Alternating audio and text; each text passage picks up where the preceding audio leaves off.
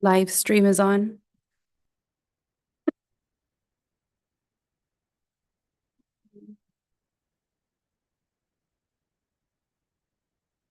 If you would like to give public comment today, there is a sign-up sheet at the podium.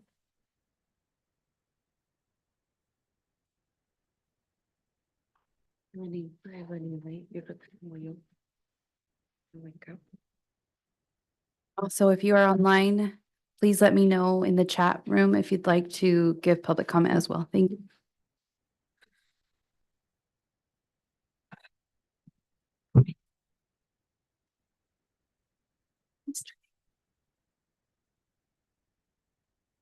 No me hagas burla. Remember we were telling you about getting an iPad? But you just get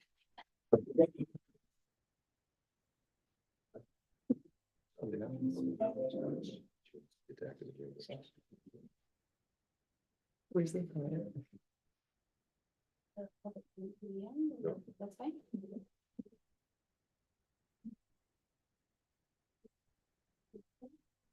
In the beginning?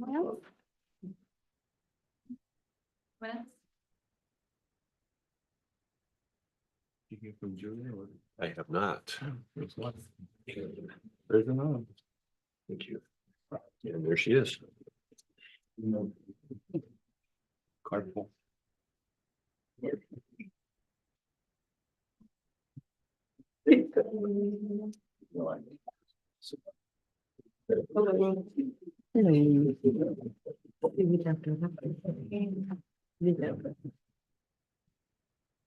We'll give Miss Hart an opportunity to push her card up here and, oh, are we short a chair? Oh.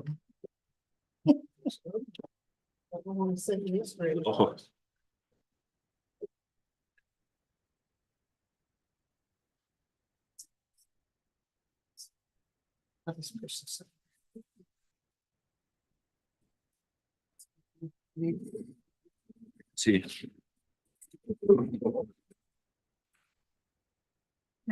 Right, so you can take your seat.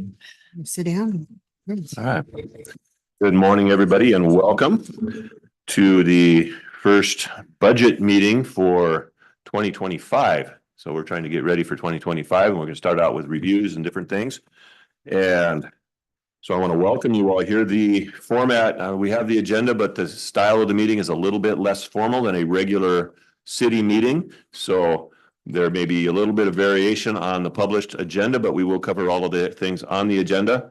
Much of it will be directed by the city manager, but we obviously have the public comment period first, which we'll deal with. This is always an interesting period of time. It is the hard work that the council has to do every single year. And so it starts out with an analysis of where we are. And sometimes it's great news and sometimes it's less than great news. We're going to hear some things that we don't like hearing today. And we're going to have to come up with some solutions. But that's always part of the difficult job. This is what we all signed up for on council. And so we are going to make the best of our situation and we're going to come up with solutions. Not today. Today is not the day where we're going to come up with our final solutions. Today's the day where we begin conversations. So feel free to ask questions, council members, and we will get through all of this. All right. So our first item on the agenda is our public comment. I have 9 individuals who have signed up for public comment. And do we have anybody on the chat who is not at this point? Okay. No one has signed up. All right. If somebody does, Madam Clerk, please just let me know. So we're just going to go down the list in order. And the first person for public comment is Mr. Tom Dolan.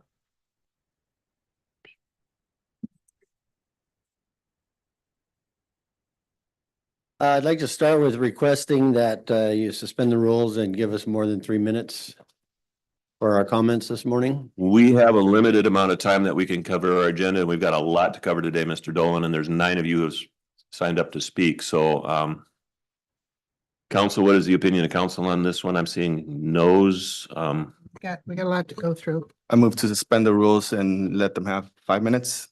I second. All right, we've got a motion and a second to suspend the rules for 5 seconds to give 5 minutes. Apologies. Any debate on this item? I stand by the fact that 3 minutes is plenty for anybody to give us any kind of comments. After that, most people begin to repeat themselves. And it just seems like because and I see that you have a huge piece of paper there in front of you, but I know that you condensed that down to 3 minutes. You're a teacher. I know you know how to do it. So with that in mind, I object to this motion. I call the question. All right, all in favor of the motion, please signify by saying aye. Aye. Opposed, no. No, I too vote no. But opinion of the chair, the motion passes. The rules are suspended. We will have 5 minutes. All right, Mr. Dolan, go ahead. I would like to hand this to council for their review.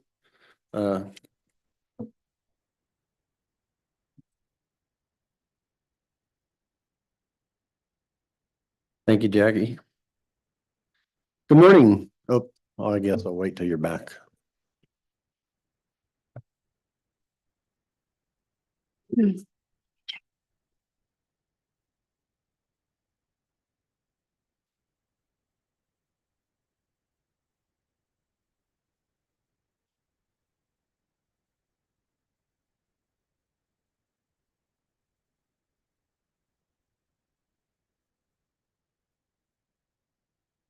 Go ahead and restart it, Jackie.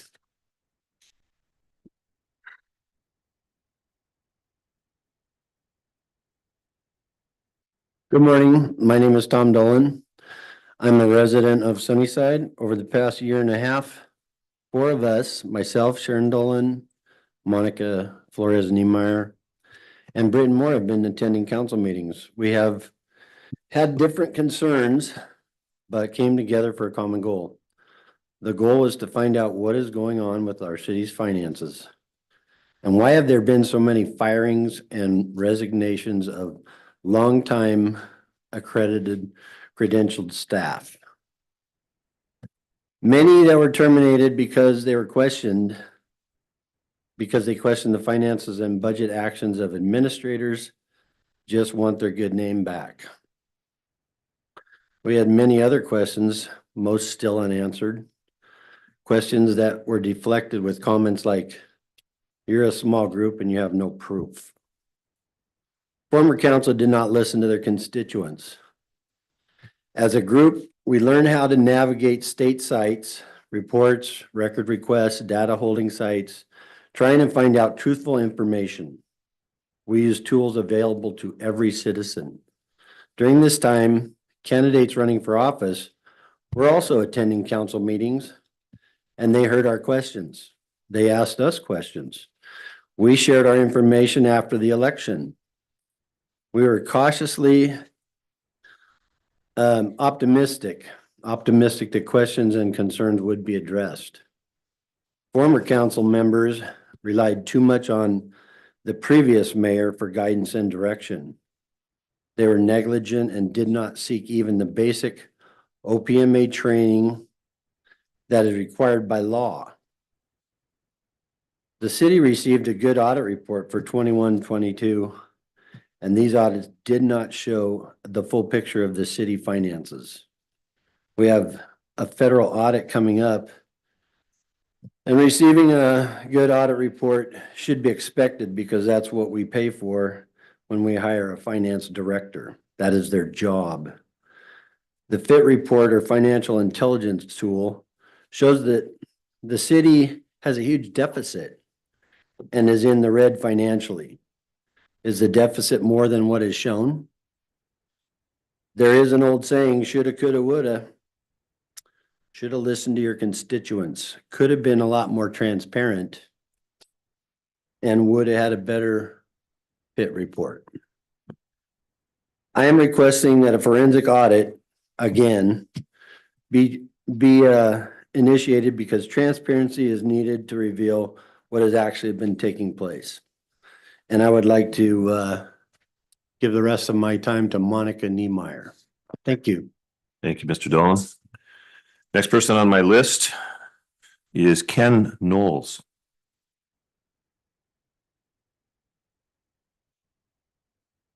Hello, my name's Ken Knowles. I'm a resident of Sunnyside.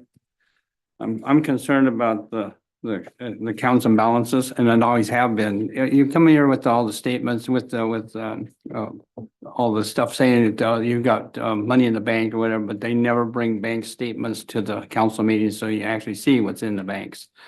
So I would like you to please check all accounts and actual balances and make sure that you do actually have that amount of money in the bank. And I'm going to donate the rest of my time to Monica Niemeyer.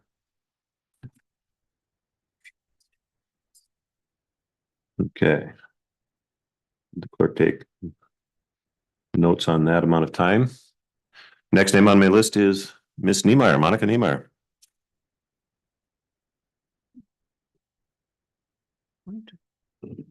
First of all, council and city mayor, thank you for letting us speak. I tend to be a fast talker, so I am pretty sure I'll do well. Jackie handed out you guys a sheet I gave, or were you able to do that yet, Jackie? Jackie, one job, Jackie, one job. One job on top of many jobs Becky has, so. Yeah.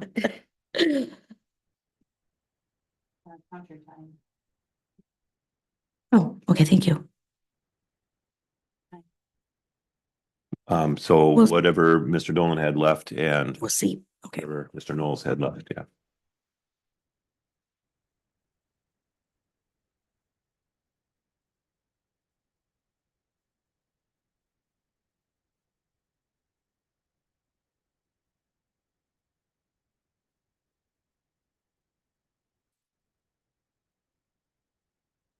I think this is the longest I've ever been quiet. So yeah, just want to let you know that.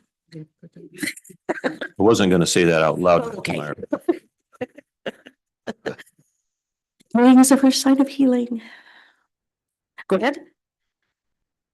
Okay. So Jackie's going to be handing you guys out 3 pieces of paper, and those for in the peanut gallery if you want to follow along. The first 2 pages are from the agenda of the June 24th meeting. The first one is from the agenda of the June 10th. And my question is, as you can tell, and I believe Deputy Mayor Galvan brought this up, and I think Councilman Ripley did too, wondering about the difference in these reports. And it was stated that it was doing the new software integration, and it could be printed one way or another, and then it went this way. Well, this doesn't provide the full transparency. So my question is, why not provide both? If you know both sets, if you know you need 2 reports to give the full set of data that you had in the meeting prior before, why not do that? As you can see, in June 10th, we're all used to reading it. It lists the claims, and underneath the claims are a set of numbers. And I'm sure we all know the first set of numbers, like in this case, 160, designates the fund that it comes from, and this is the tourism fund. And then down below is a summary of all of the funds that were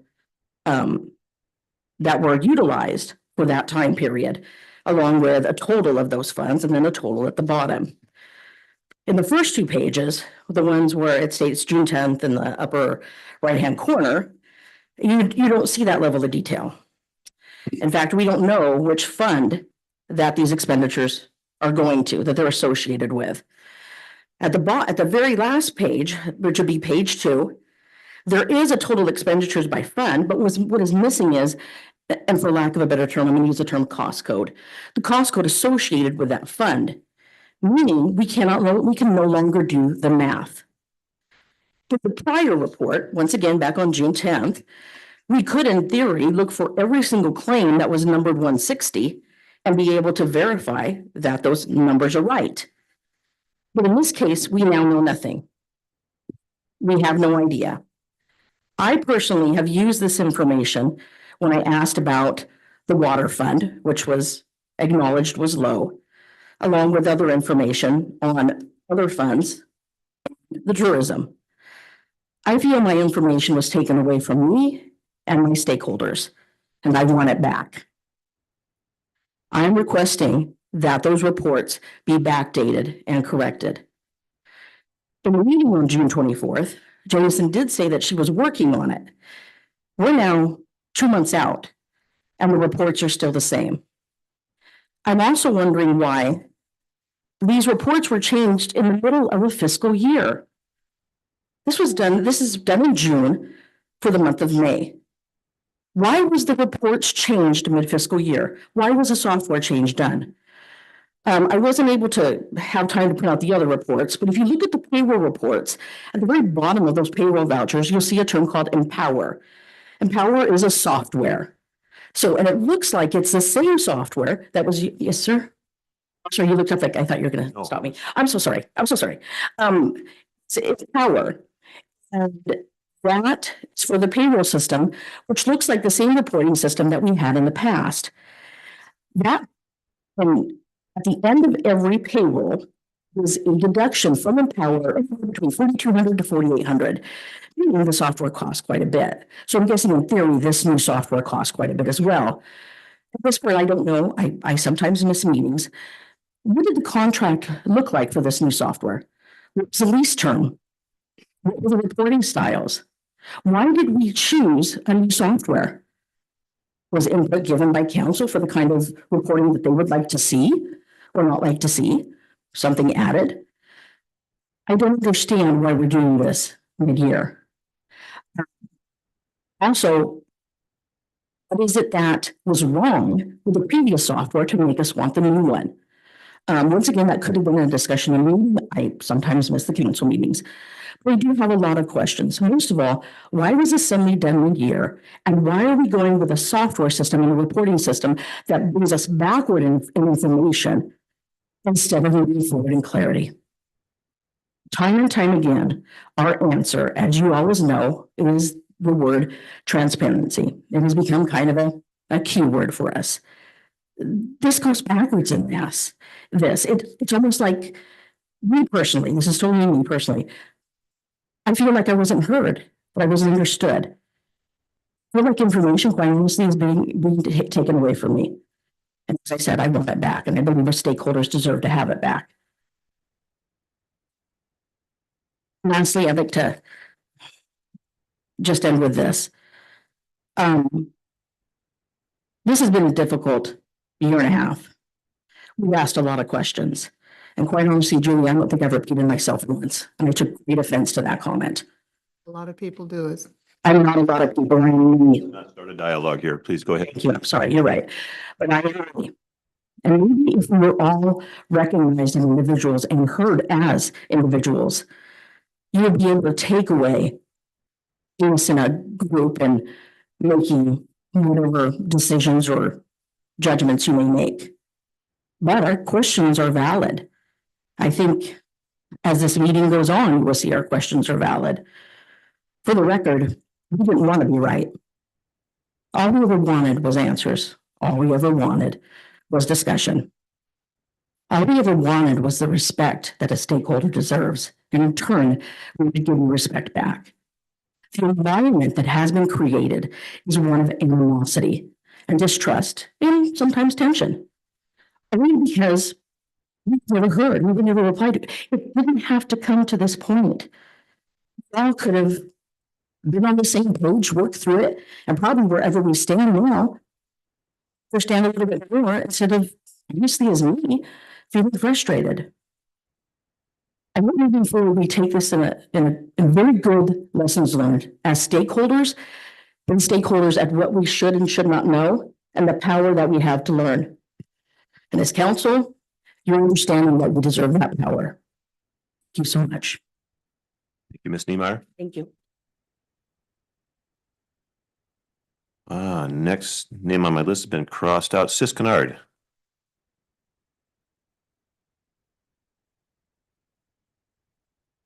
Good morning. I'm Sis Kennard of Sunnyside, Washington. I'm also the current board president of the Sunnyside Museum and Historical Association. My subject today is on your consideration for the budget for 2025. In that consideration, I pray the city is considering the future of the current Sunnyside Museum building. Right now, the Sunnyside Museum Historical Association is on target with their project and completion of the storage unit. which is very exciting. Our goal is for October of 2024, and at which time we will be taking the artifacts that are in the current building and in the sheds and putting them all and organizing them in the storage building. And we're doing that preparation of what we hope would be a reopening of the museum in December of 2025. So with that thought in mind, I need the city, need the city to consider options for the current building so that we can proceed with our goal of renovating and reorganizing the museum, Sunnyside Museum. So I appreciate your consideration. And if you have any questions, I am available anytime. Thank you. Thank you, Ms. Kennard. Next name on my list, Ruby Benita.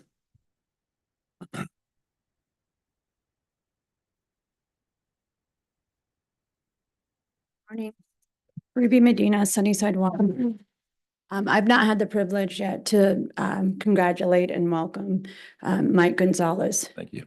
Thank you for considering us and thank you for taking a chance on us.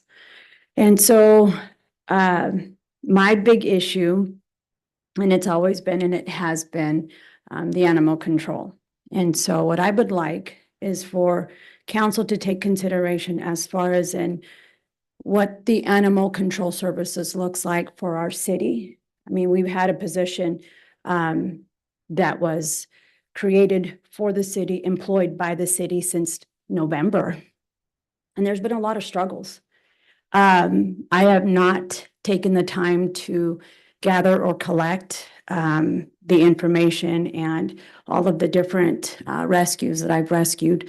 Just in this last 30 days, I have been able to rescue 22 dogs. Continue to have requests from the residents of Sunnyside, the residents of Grandview. I'm out there in the trenches. I'm out there fostering. I'm out there recruiting. I've got 3 different fosters who foster for me about 3 to 4 dogs at a time. And then I'm able to network between the 28 rescues that I have and facilitate transportation. And all that comes from friends and relationships that I've been able to build here in this community, because I can't do it alone. But the very thing that raises concerns with me is that I don't have the support from my city, from my council, from the employees, from PD, from the animal control officer. All I get is, well, we can't, or this is not able to.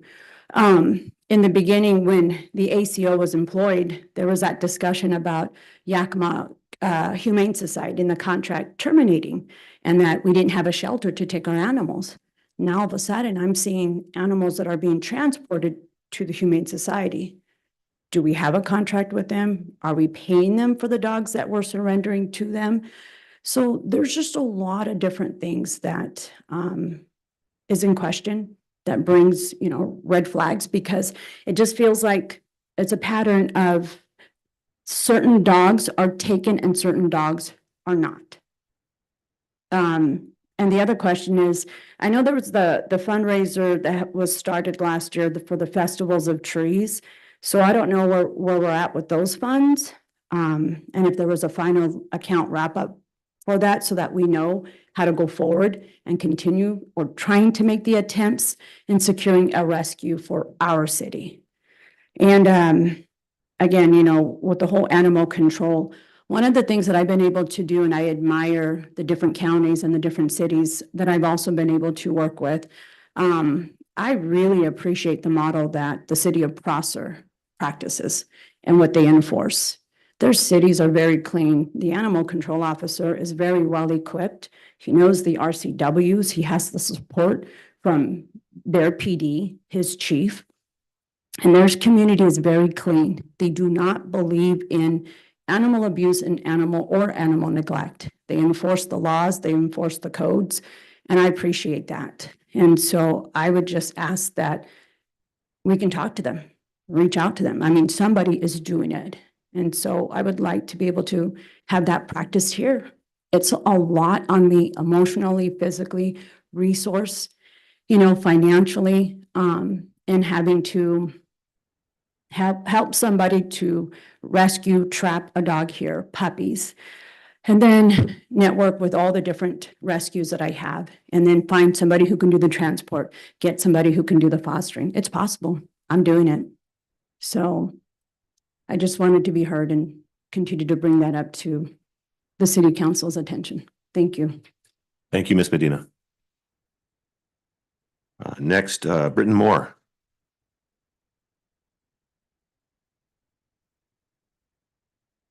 Good morning, everybody. Britton Moore, Sunnyside, Washington. I want to thank everyone in this room for your time and dedication and service to the city of Sunnyside. There's a long road ahead, and I thank you all for everybody being here. Real quick, before I jump into what I want to jump into, Ruby brought up the Festival of Trees, talking about Sensky and that whole contract. I am adamantly against spending money with Sensky. Amy Rubio had gotten Walmart to donate employees. They paid their employees to come down, decorate the tree down at the gazebo. They bought all the lights, they bought all the decorations, and they came down and decorated the tree. Our past city manager came and tore it all apart, went out and bought new decorations, and brought in city employees to decorate the tree, the same tree that had just been decorated. We have far too many community members and groups in this town to have city employees do overtime to decorate a tree. We just have too many resources. Going back to what I'd like to talk about, I'm going to read you some numbers. 29, 1.2, 50, 2, 361.7, 2.6, 16, and 3 years. 29 is how many days our town's water fund will only be sufficient. 1.2 is the negative 1.2 million in change in our water fund's cash position. 50 is how many more days our town's garbage fund will be sufficient. 2 is in the negative 2 million in change in cash position, all of our government funds. 361.7 is a negative 361.7 thousand is our general fund's sustainability of its government funds. 2.6 and change, 2.6 million in cash position is in our general fund negative. 16 is the number of months we have been bringing up concerns about the spending of past city manager and financial department and requesting information on the true position of our town's budget. 3 years is how long I have personally doubted the city manager and the finance department's spending. I grew up here and I'm proud to live here. I make an effort to support my community through my personal time and through my businesses. I do this because I enjoy it and I love my town and I love our people and I care about them.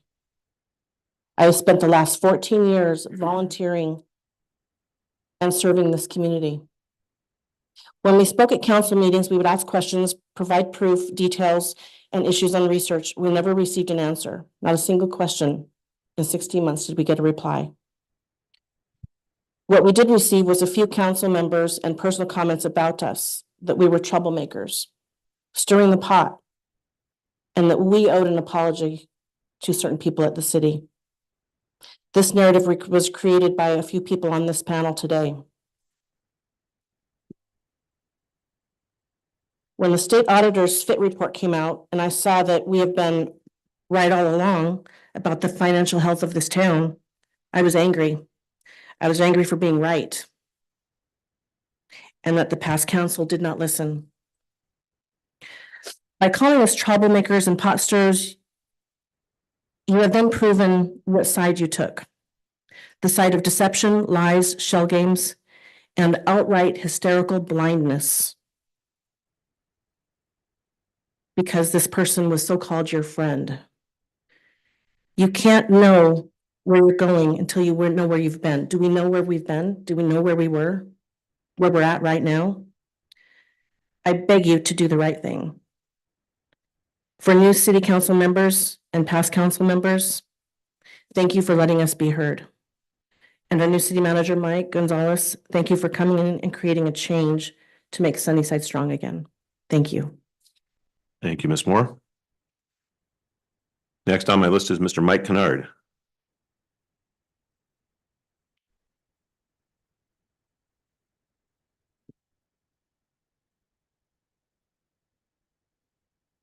change of pace here. This is maybe some of you might see this as a lighter mode. I see it as a real serious one. And the reason for that is because I am a English major, 6 years in Westerns tutelage. And so I quibble over the littlest things, but they matter. They matter to me because, once again, I had 6 years worth of English, and it was important to me. Almost easy to read right over. At the very bottom of most of the pages, it says the city of Sunnyside is a vibrant, safe, and clean city that offers great business, employment, recreation, and lifestyle opportunities to its diverse population. Not a bad statement. But if you read that, and I happen to be persnickety when it comes to that, I want to wonder, why do we have to say lifestyle opportunities to its diverse population? Why can't we simply say, and lifestyle opportunities with its diverse population? Isn't that a much nicer posture? Isn't that much more cohesive and friendly? And I suggest strongly that little tiny word of to and substituting it with makes a tremendous difference. And I would respectfully say, please, we're halfway there if we use the word with. If we insist on going to its diverse population, that's really demanding and an order that is not conducive to trying to improve this with something that somebody may just substitute quickly as, oh, that's just boilerplate, don't worry about it. No, it matters. It matters to an English major, I'll tell you that. I've got enough professors that will tell you that. And I'm strongly trying to advocate that change this word of to, because it's arrogant, and change it over to with. So much nicer. Thank you. Bernard. And the last name on my list is Miss Tony Soto. Morning, everybody.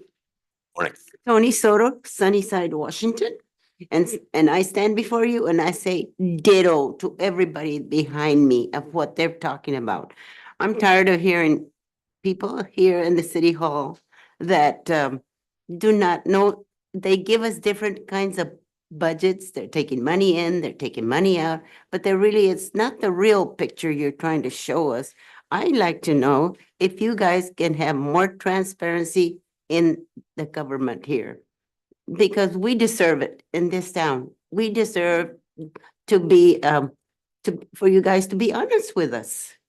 And I'm sorry, I'm a dreamer and I've always felt I trust everybody. I believe in everybody, but when it comes to things like this that I hear from the public, doesn't paint a very good picture in my life, okay? And so all I'm saying to you people is be transparent with your budget. You know you have more than you do, and you're moving accounts here, there, everywhere. And that should not be, can't sweep it under the rug, okay? Thank you. Thank you, Ms. Soto. And thank you everyone for your comments. We are continually trying to do a better job, and sometimes our attempts fall flat. We don't mean them to, and we are taking steps and will continue to take steps to make things more transparent. And yes, if any of you feel slighted, I apologize for that on behalf of myself and council and the city. That is not our intention. Sometimes we don't have the answers to the questions you have at the time, Sometimes we're working with insufficient information, especially us as council members, but we certainly try to come up with the best answers that we can. And yeah, we will continue to try to improve. We don't take this lightly. And yeah, again, as you will hear in the discussion later throughout the course of the day, we've got some things to work on. And some of it is related to stuff that was brought to us as concerns a year ago. Some of it is not, and it's something completely different. But nevertheless, we find ourselves in an interesting situation, to say the least. Try to make it an understatement. But at any rate, thank you for coming before us today and speaking. At this point, we're going to move into our active agenda, and I'm going to turn that over to our city manager. At this point, the meeting is yours, sir. Thank you, Mayor. Really appreciate it, and certainly echo your sentiments. Council members, thank you. Appreciate being here. Thank you to the citizens who have shown up this morning. I think I've met each of you and spent a lot of time. I know you voiced concerns, and with all that, really already love the city of Sunnyside, the passion that the people have here, and some of the questions that they've asked, and the transparency levels. And since the day I've walked into the door, and I think why council hired me was for the transparency, the honesty. I want to shoot straight. I've been working hard with our staff and really appreciate them. They've all been just wonderful to work with, have welcomed me with open arms. I've been working 12 hours a day. I think this is my 20th actual working day. Getting to know the council members and the challenges. I'm an ultimate optimist. I truly, truly, truly believe we are headed in the right direction. There are bright days ahead for Sunnyside. And, we're going to hear some things in this budget. I don't think today's the day to point fingers or blame. Things are what they are. So I'm not going to sugarcoat things. Council, we've turned over the rocks, and it looks like we could be facing up to a $4 million deficit heading into 2025. We're going to be forced to spend our reserves. How did we get here? Inflation. We're facing a lot of effects of inflation, supplies, cost of healthcare.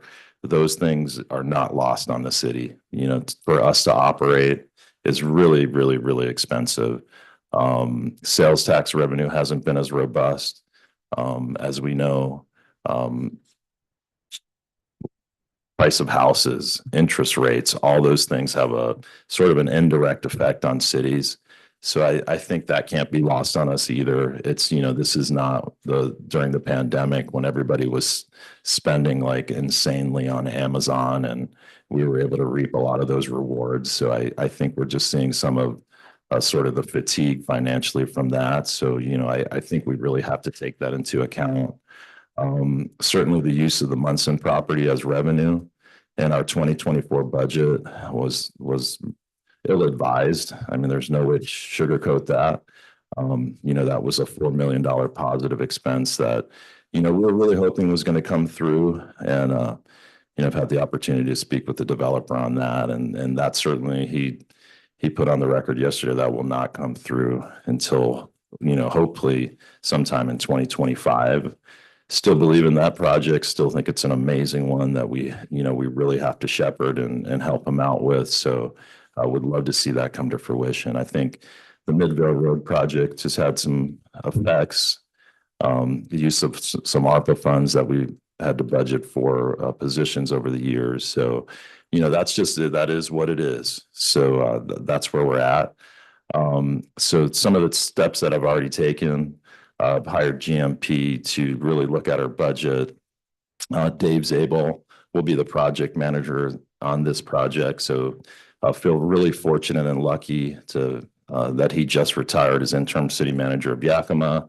Had the really good fortune to work with him in the past. And so he's really looking at our budget, really advising us on some directions that we can take. And then as part of the scope of the GMP projects, we're going to do a really deep financial audit into, just exactly how we got here and, ultimately how we can get out of it. So, and some other things that we're looking at as we look ahead in 2025 is we really have to upgrade our water systems. That's going to cause some increases in, what people pay for water. But, it's one of those things.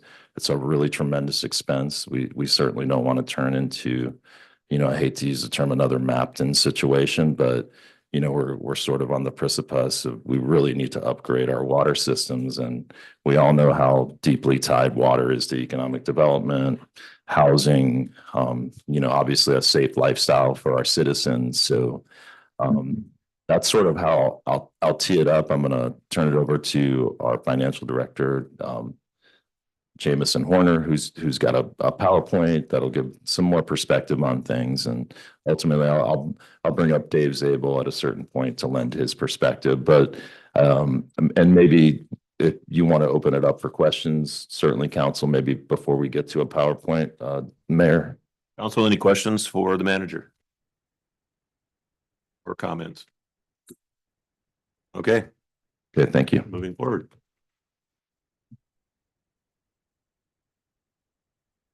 Jackie is bringing up the PowerPoint. It looks like the one I emailed you.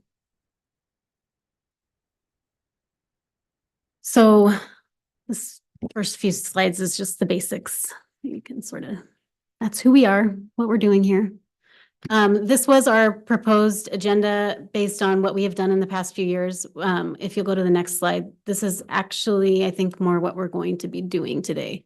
So we're going to take a quick review of what our budget process is, look at our budget calendar, review the financial intelligence tool for our 2023, which it sounds like a good number of our citizens have looked at, which is great.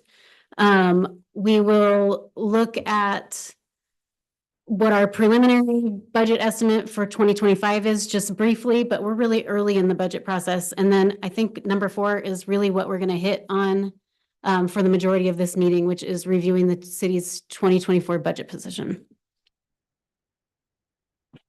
Are there any? Yeah. Okay. So this is our budget calendar as scheduled for this year. We had already released this. There are no changes to this at this point. These are all based on statutory requirements from the state of Washington in so far as when we have to request budget data from all of our departments, when we're required to have public hearings to provide that information to the public. And so if everything goes on track as it has the last few years, we should be approving a final budget at the end of November. So here is our financial intelligence tool for our 2023 financials that were uploaded to the state auditor's office in the spring.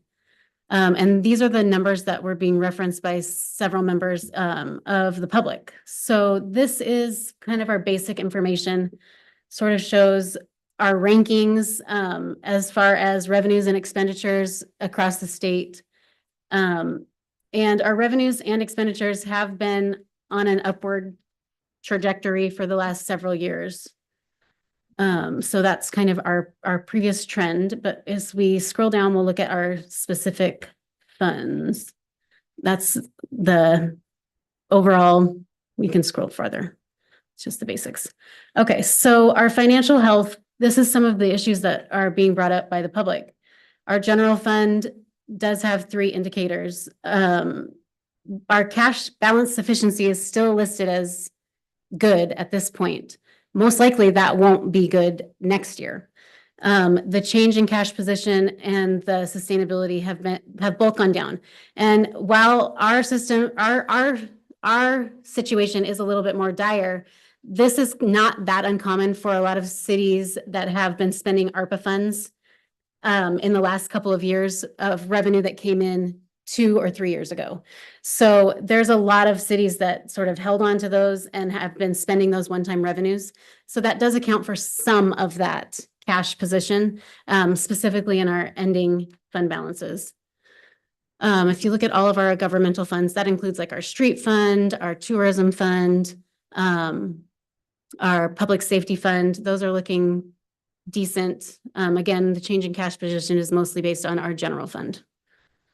If you'll scroll down, you'll see the others. So our first one here is our water fund, and we have been discussing with council this year and last year some of the major concerns with our water fund. I believe it was at the end of 2022 when I first brought it up in regards to the city choosing to self-fund the 6th Street Water Improvement Project that basically took $1 million out of our fund balance for our water fund.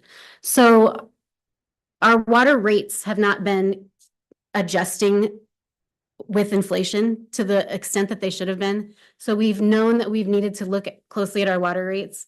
But the capital project that happened on 6th Street that used $1 million from our fund balance is really the main reason that our cash sufficiency and our change in cash position in this have taken a downturn.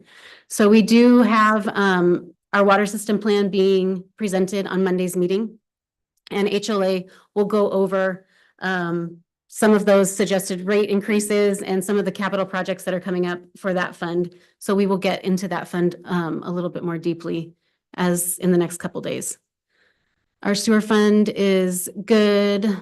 There are no issues there. Scroll down. Our garbage fund has been a concern for a long time. We've been working on it and keeping track of it very closely. It has since I've been here, so at least 4 years, had a fund balance that does not keep the 60-day recommendation for operational expenses.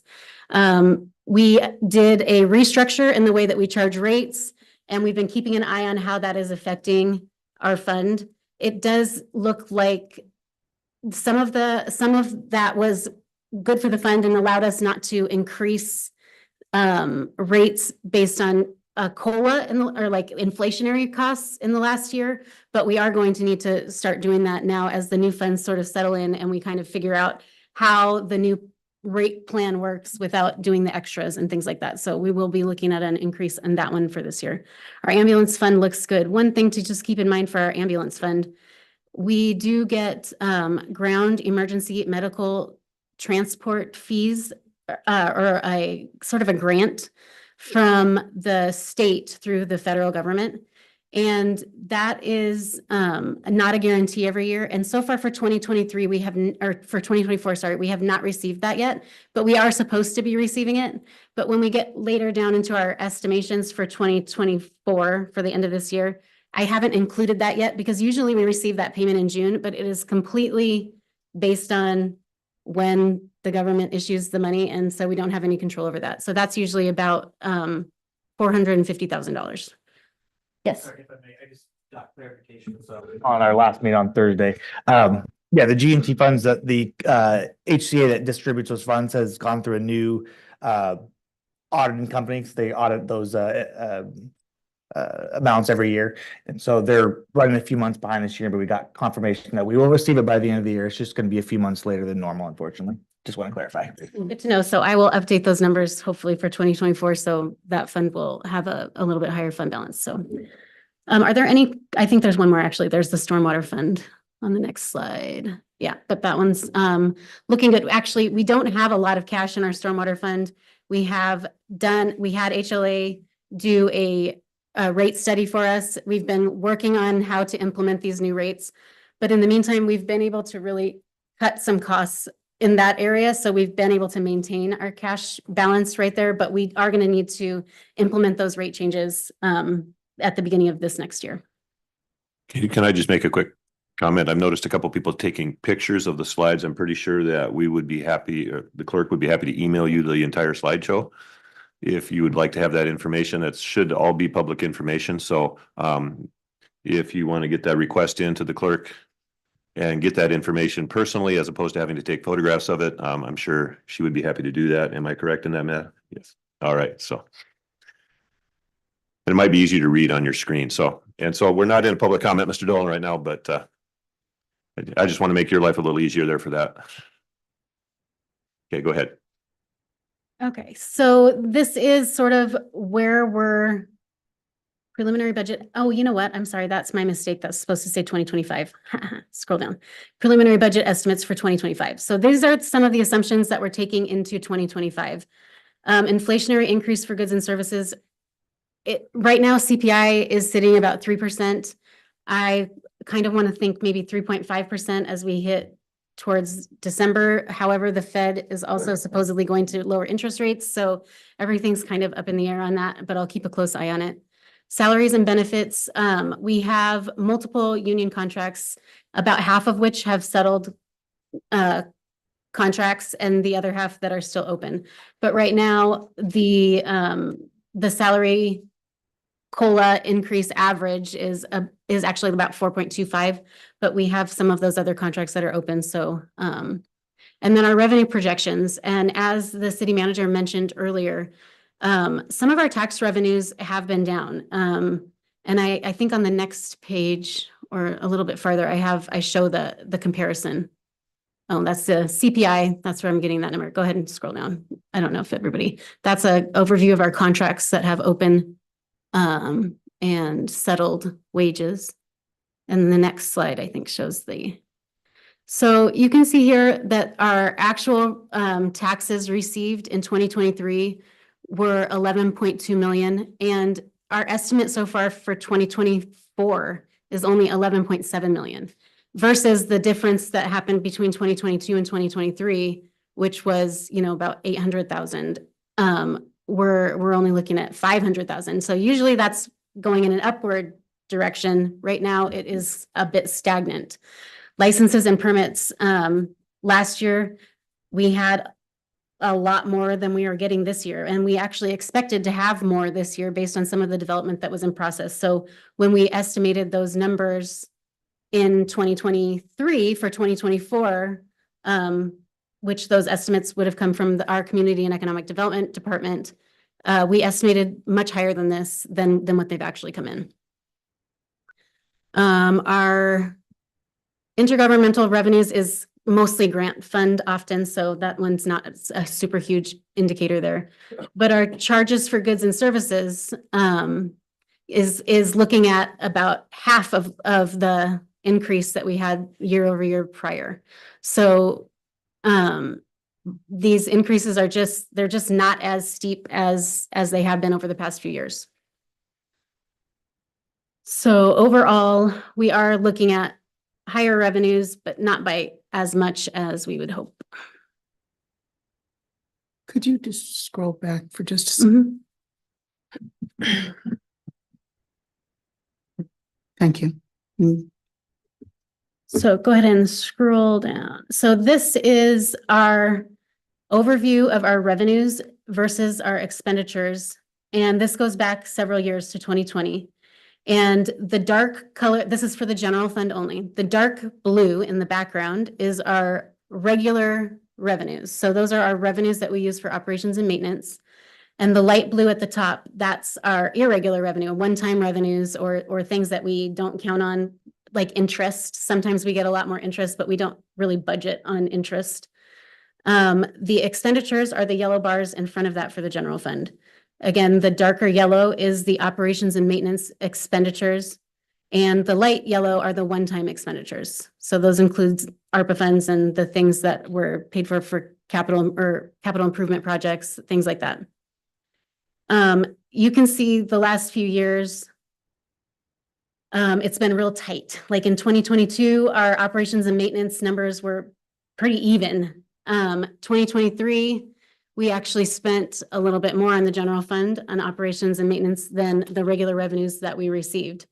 And now, our budget for 2024 was a lot more out of whack than it's going to be, but it's still not, we're not sufficiently bringing in enough revenue to cover our expenditures. So this is the general fund. And if you scroll down one, you'll see the rest of our operation. Oh, that's the actual numbers that go with the data above. Here is the rest of our operational funds.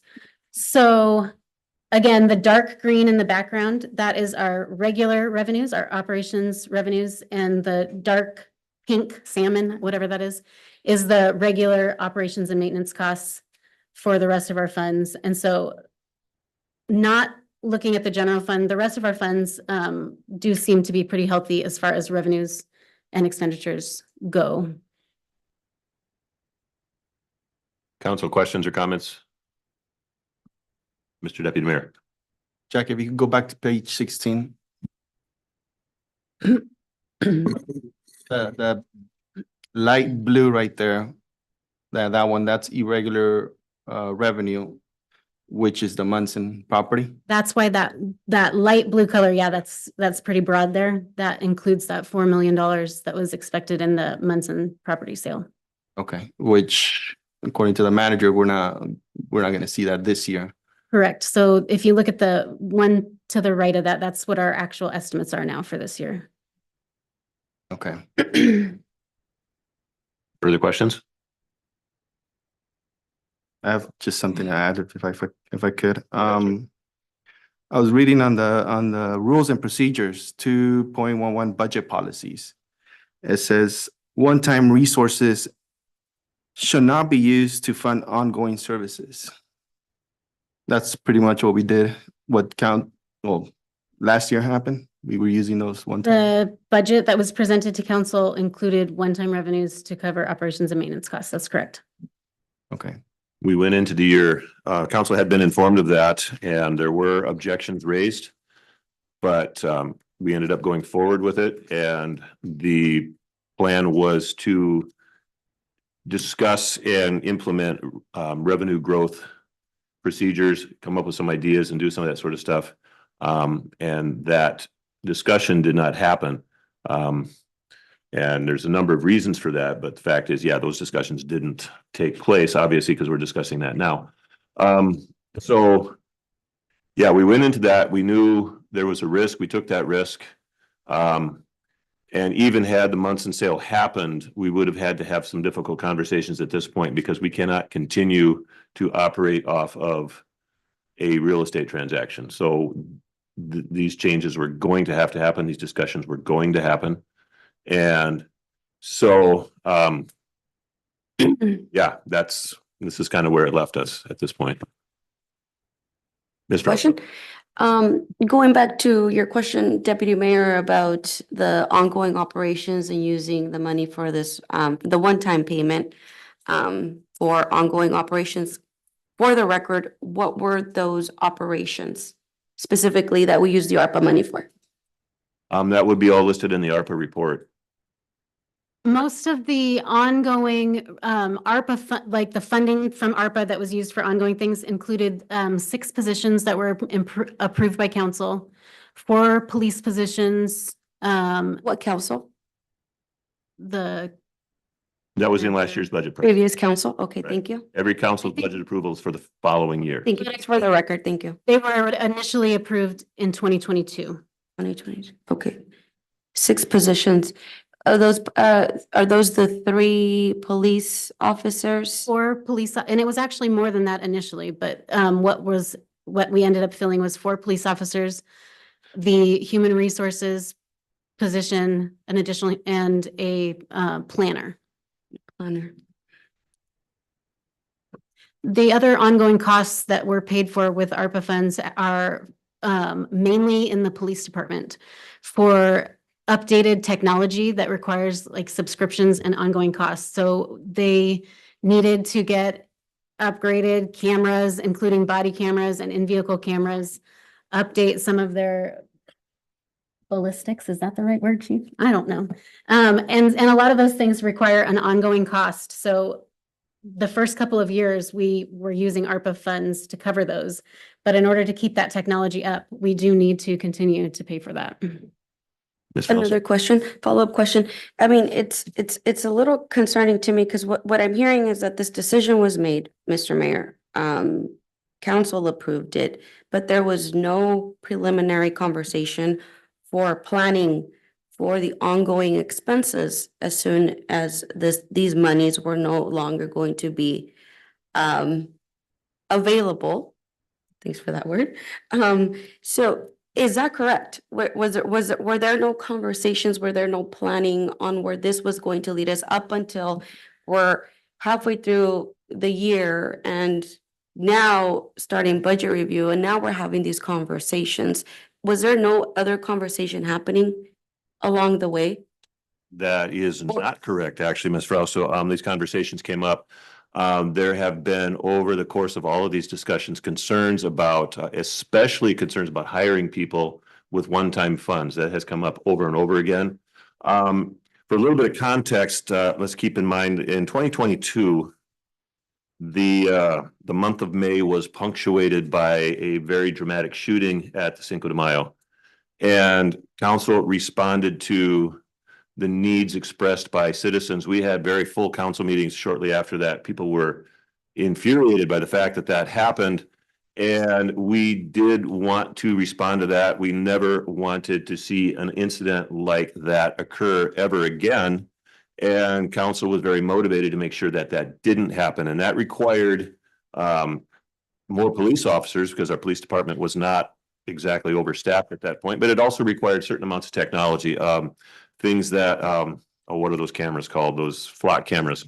Flock, the drones. The drones, yeah. Our body cameras, car cameras, that was, well, body cameras and car cameras were on two separate invoices. One was paid, I believe, 100% out of the ARPA funds, and one's on an ongoing contract. And so that was a response to express needs with the community, and council felt very strongly about that. That, I know for me personally, was very traumatic to have somebody shot at a Cinco de Mayo event, especially, you know, a young person. What was he, 12 at the time? And, you know, so fortunate that no lives were lost, but still it was a traumatic occurrence. And yes, there was conversation about that.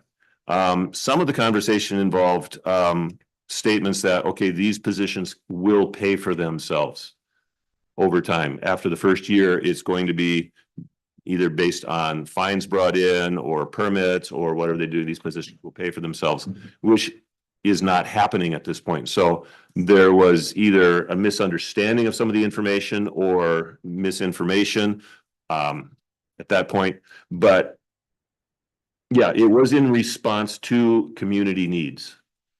But yes, the question was raised, how are we going to pay for a position that we hire on one-time money? And that was brought up by a number of council members, but in the end, it was approved. Well, Does that help you? conversations were had, but the planning wasn't there. It goes beyond a conversation. Now what I'm seeing now, where the conversation is gonna lead us to, is now we're gonna have to have very tough conversations on how do we not operate with the balance and a budget that's in the negatives? You're correct. We had, the planning was, we were given the information and we worked on the information that we had. I have no further questions for now. All right. Just one quick. Mr. Deputy Mayor. So last year, I was in the audience when this happened. Council received a binder, I believe, with that information. Do we know why this year we don't have that? The binders usually go out with the preliminary budget. So this first kickoff meeting usually just has this kind of overview. And then I'll give you a binder with like the actual preliminary budget information when we provide you with that preliminary budget. Okay. Usually that happens in October. All right. Ms. Hart. Is there a possibility of changing that date to have a hard copy of this at our disposal sooner than later? I just think to be able to you know, exposition those things, I think I'd like to be able to see them. I did quite a bit of work that usually I do later in the year with getting these estimates ready understand because of that. some of this issues. So I should be able to do that Yeah. sooner for you. And I'll Definitely work would with the like city a hard manager on that. copy of this, because the way we're going through this is a little difficult to retain it.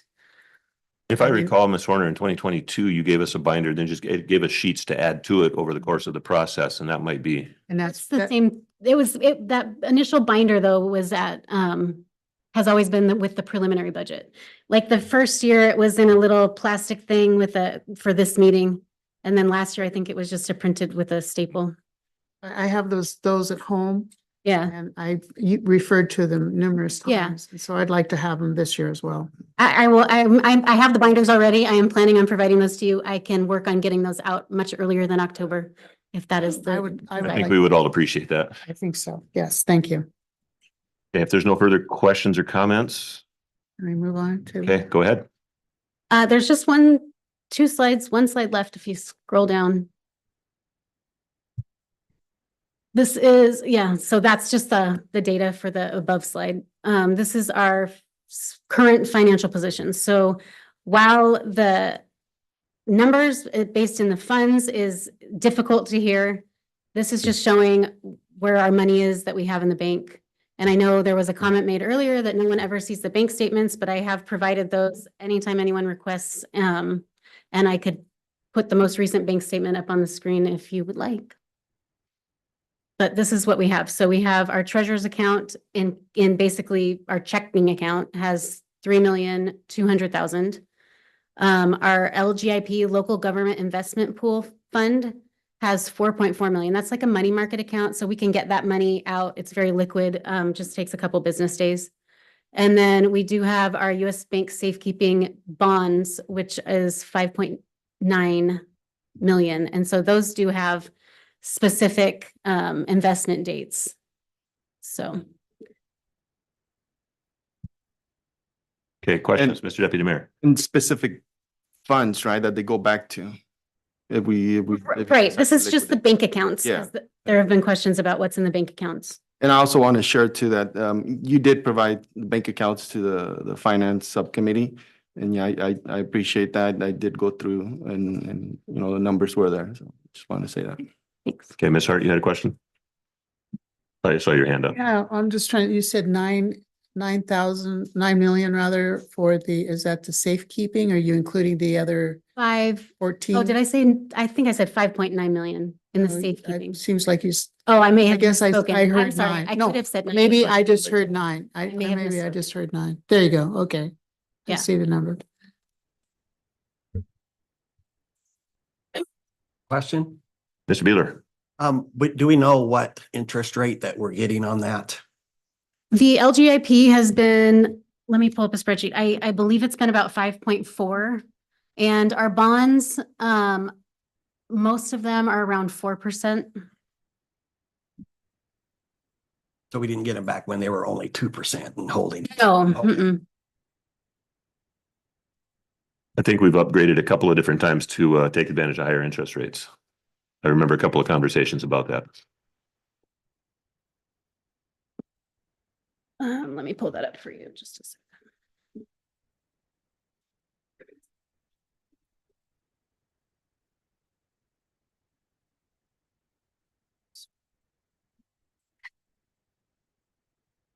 Give her a chance to get that information pulled up and we can take a look at what's in different accounts. So yeah, our LGIP interest is averaging 5.4%. And our bond interest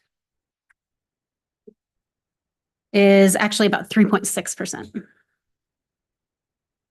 Our lowest one is 3.5. We have a couple at 3.7 and then one at 4.1.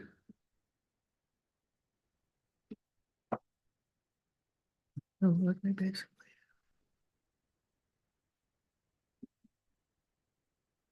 any further questions or comments? Okay, Ms. Horn, is that?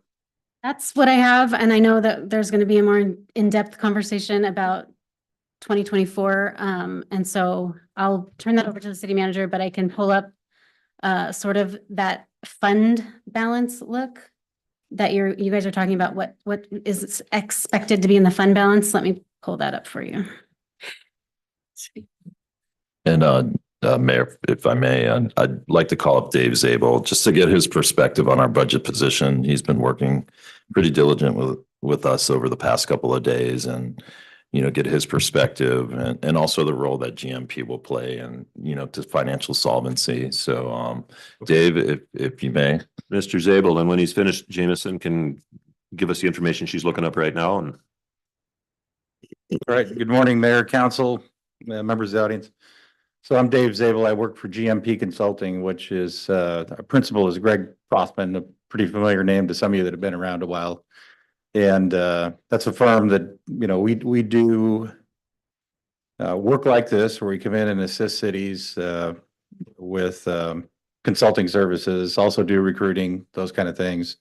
And we have a pretty broad network of professionals working with us. So there's a number like myself that work on a regular basis, and then there's a number we have out there that we can pull in to do very specialized work. So one of the pieces of which is city manager has asked us to come in and take a look at, and he alluded to it earlier, take a look at the city finances to kind of help tell the story of where we're at and how we got there in terms from a financial standpoint, and then sustainability going forward, and make some recommendations to the council as to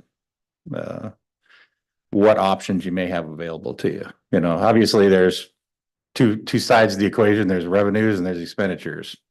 And probably you're gonna have to do a little of both to work your way out of this. You're probably gonna have to look at, clearly in the water fund, you're gonna have to raise rates, but in the general fund, probably some combination of expenditure reductions and as well as revenue enhancements is probably what it's gonna take. That's a pretty big nut to crack, the number you're talking about, roughly, or the manager mentioned a number approaching $4 million, and you don't have a massive fund reserve in your general fund. And you saw the $14 million number out there a few minutes ago, and Assistant Mayor Galvin very quickly identified that's all funds. About 3 of that, I think, Jameson, is maybe a little 3 million and change is the general fund. Can't use water money or sewer money to fix problems in the general fund. So we got a little bit of work ahead of us. I'm going to assist Mike in the finance department, and I think to city manager's credit, last couple of days, he's really wanted to be able to bring this to council to make you aware as early as possible. He's been here, what'd you say, 20 minutes? Oh, 20 days. It's my 20th working day. Yeah, he's been here just a little less than 3 weeks, and it was fortuitous this was scheduled now, so he was able to bring the bad news to you now. Would have been great to have the bad news earlier. Yeah, and it would have been great out of the way to the good news, right? For the council, it would have been great to have had the discussions earlier in the year. There's, as the mayor said, there's reasons why that did or didn't happen or how it happened. Right now, and we can spend time talking about that as a group. You can spend your time talking about that, but I think probably, having been in the business for about 40 plus years, I would recommend you spend time where we going from here. That's probably going to be the most valuable discussion you can have today. So, question, sir. Members of the community have called for a deep dive audit into our finances. Is the work that you're going to satisfy that requirement? Is that going to be something that they can look at and say, okay, here's where our finances are, and they can have the questions answered? Yeah, and I heard the term forensic audit. A lot of times you would do that if you suspect embezzlement or some other type of crime. I don't think this is really falls to that level. I think if we get into the audit that we're going to do, or the evaluation we're going to do, and we find discrepancies, it could call for that, but I don't, I'm not a financial expert, and I'm not the one that's going to be doing that work, but having been in city government for 40 years, I know a lot about budgets, but I don't feel that's probably you're going to find anything like that here. It's just really policies and how the funds were used is probably going to be not fund accounting funds, but the monies, how the revenues were used, and the discussion about using a real estate transaction for ongoing operational to fund ongoing operational expenditures, those kind of things. That's probably what we're going to find out. Those are things that come out. You have $1 million expenditure for a partnership with the port in your budget that you won't have next year. You have it in your budget this year. That gives you $1 million worth of breathing room in your problems here. Problems, maybe not as much as 4 million, maybe it's 3 million. So it's early on. And as I said, Mike's just getting into it, and with Jameson, and we had talked about bringing some potential solutions today, and I don't want to overspeak for the city manager, but I think as fresh as this news is to staff, they need a little bit of time to do some evaluation and get back to you, maybe a week or a couple weeks probably, to start to come at you with some ideas for your consideration. It's a pretty big problem. So, and I'm happy to help. So I'll be out in the audience if you need me. Thank you so much. Thank you. All right. Jackie, can you scroll in on that?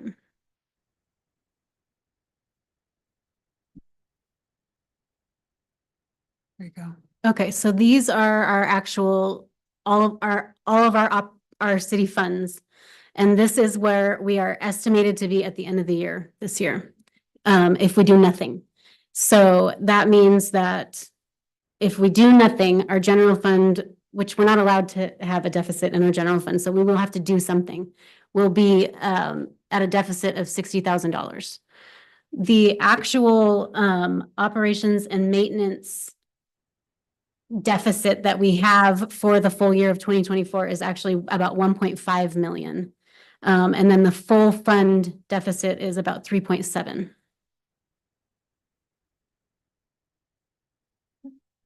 Where am I seeing that? Where are we seeing that at? So just on the sake of transparency, that would be to utilizing all of your fund balance in the Correct. general fund would get you to the $61,000 number. Right, we'd have to use every penny in the general fund. Mr. Deputy Mayor. But that's also including the ARPA money, right? Because the ARPA money is in. Right, it's all, that's everything. So like I said, the full operations and maintenance alone deficit for 2024 is 1.5 million. The full deficit, which includes the ARPA funds, is 3.7 million.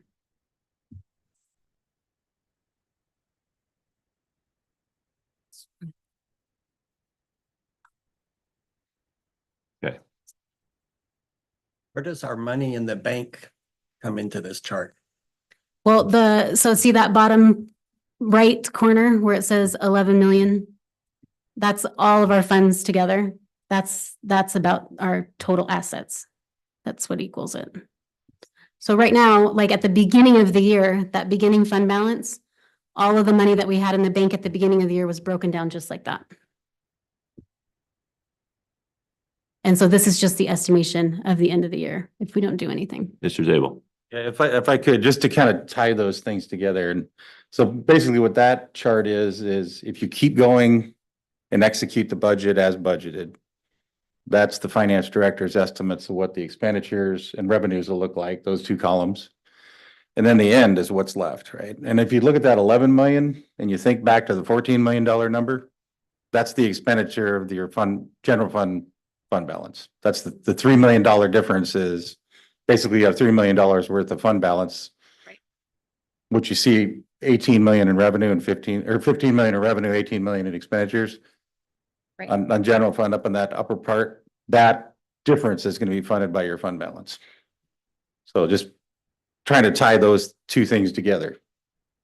Right. So if we do everything, then we're going to end up with a beginning fund balance that's really, really low. We can't do nothing, basically. Yeah. Okay, so go ahead, Mr. Deputy Mayor.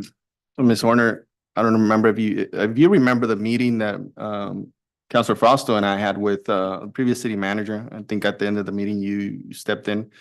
I think it was Councilor Vasquez. Councilor Vasquez? Oh, Yes, I okay. do recall that. So I shared my concerns with Elizabeth and with yourself. Mhm. And why wasn't anything done then? I mean, it was in January, February. I felt that, I was just brushed aside and then.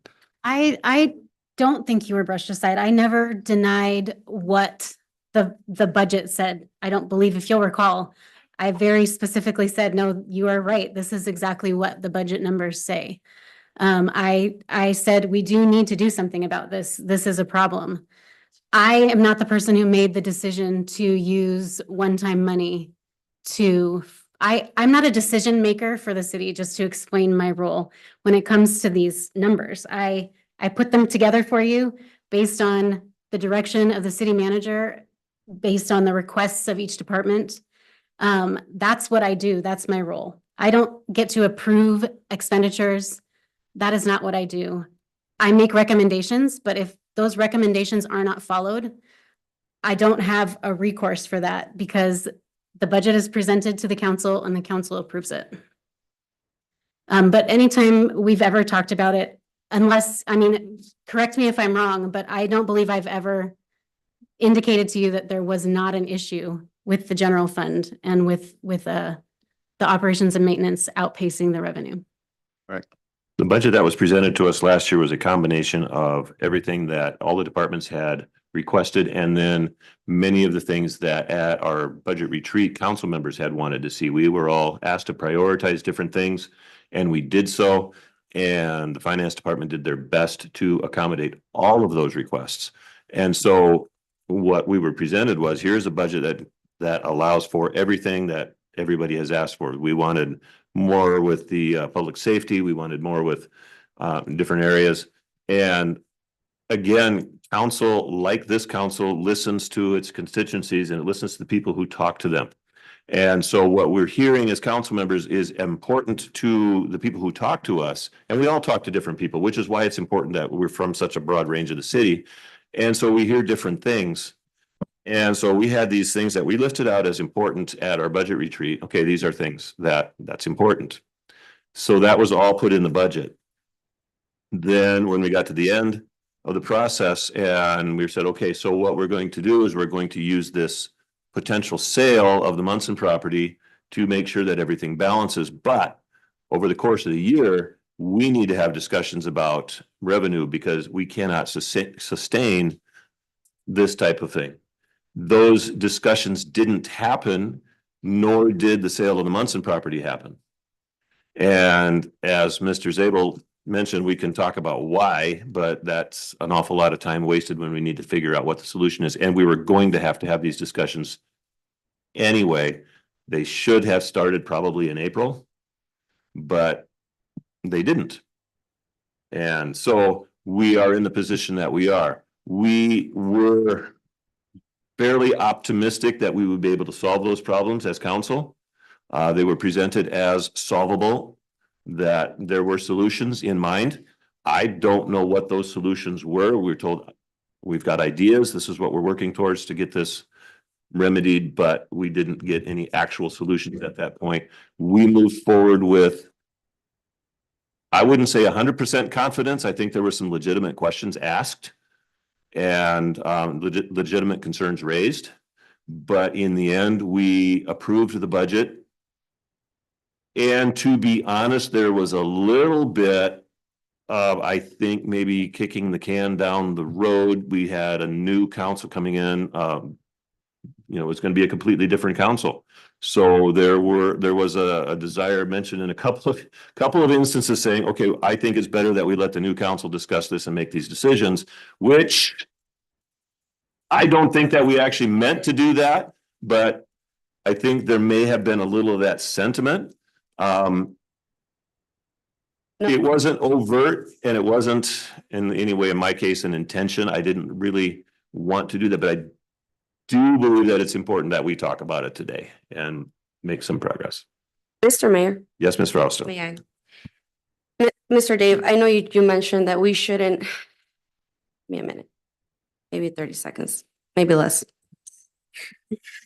I know you mentioned we shouldn't attach ourselves to the what happened, the what ifs, but I think we have every right to express our frustrations. Absolutely. And those frustrations should be valid because this should never happen again. I don't understand why this lot wasn't even sold yet and we were still accounting for it as revenue. That for me is a responsible financial practice. I'm not even a budget expert and I can sit here and tell you that. The conversations that Deputy Mayor and Councilor Vasquez had during the beginning of the year, I'm sorry that you felt that you were pushed aside. Your frustrations, your point is validated and allow me to validate that. If those conversations were happening with Elizabeth Alba and with Ms. Horner back in January, February, why wasn't it brought to council? Why are we now just learning about it? Why didn't Mr. Beeler know about it? Why didn't Vicky Ripley know about it? Why didn't I know about it? And I'm assuming you didn't know about it, but I would love to know what conversations you were having, Mr. Mayor, with Elizabeth, or even just the preliminary conversations or the information. Please order, The please. information that was shared before this council came in, because I will not sit here and take responsibility for something that I did not approve, or I was not in conversation of, or I did not partake in. That is also irresponsible for someone in leadership to do, to kick the can down the road and let new council come in.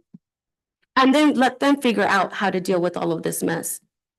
We should not sit and dwell, right, in the what happened, but we should allow for conversation to happen, express our frustrations. So this will never happen again. Now, I am about solutions. I am a solution-driven person. I know I can speak for most of the council members here that they are too.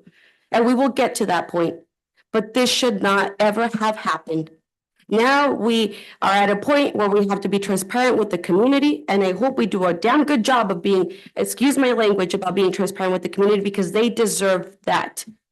Every member in this chamber right now deserves that. And I hope we didn't do a good job with handling all of this before, and I hope sure we do a really good job at making sure how we move forward. Thank you, Ms. Frausto. And I do want to make it clear that I am not trying to escape responsibility for this. It is my name at the bottom of that document, not anyone else's. So there's no trying to make excuses, but just trying to bring things up to date. And yeah, again, I'm not trying to dodge the bullet on this one. My name is there, like I said, and I am as responsible as anyone. Things did not go the way that obviously we wanted them to, and we made a mistake. We took a risk, and it didn't work. Now, have I been in a situation similar to this before? I got on council in 2013 and the city's finances were an absolute disaster. And we got through that. We've suffered a setback. It is not terminal, and we will find a solution. I am confident of that. I am confident in our finance director. I'm confident in our city manager. We will move forward, and it is my Miss Niemeyer, this is not a conversation. Miss Niemeyer, this is not a conversation. We will pledge as council, as a city, to be as transparent as we possibly can. At every stage of the way, Ms. Niemeyer, if you have another outburst, I'm going to ask you to leave. We will at every stage be as transparent as possible. If it is possible, I would like to have all of our budget information on our webpage, current up to what we have discussed at any given moment. I think that is possible. I think we try to do that every year. We'll try to make it easier to access, easier to find. All right. If you have questions, ask. We have a finance director. Send her an email, send her a text, call her, call the city manager, and let's get that information out there. Okay. I'd like to call for a recess. I was just about to do that anyway. We are at the end of item A on our discussion. So let's call for, do we need 10 minutes? At least.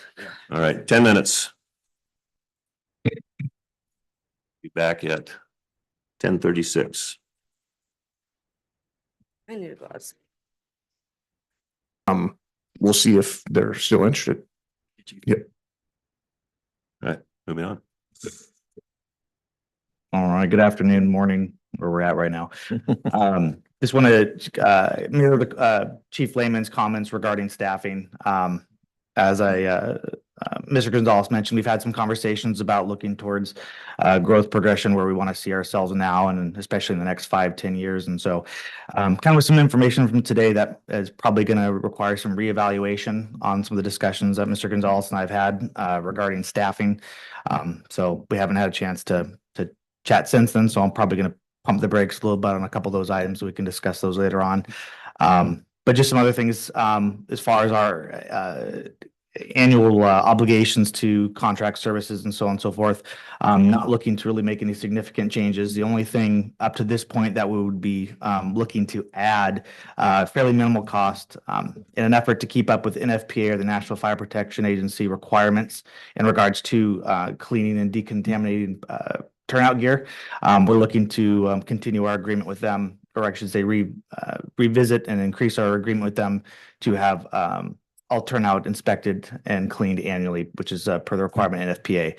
But we're looking at approximately, I was finally able to get a concrete number back from them, and we're only looking to the tune of give or take about $5,000 a year to meet those requirements. So in my belief, quite minimal when you look at the big picture of things. So some other continuing expenses, going through just ongoing, Chief Lehman also mentioned kind of with uniforms and personal protective equipment. We're in the same boat, obviously with just different equipment, different uniforms.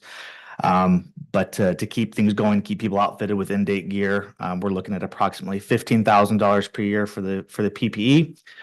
That would include kind of an average for either replacement or for new hires as they come on board, and then approximately $5,000 for our annual service with Cintas for uniforms and cleaning and alterations there. So we do have obligations with our current record management system and other related softwares.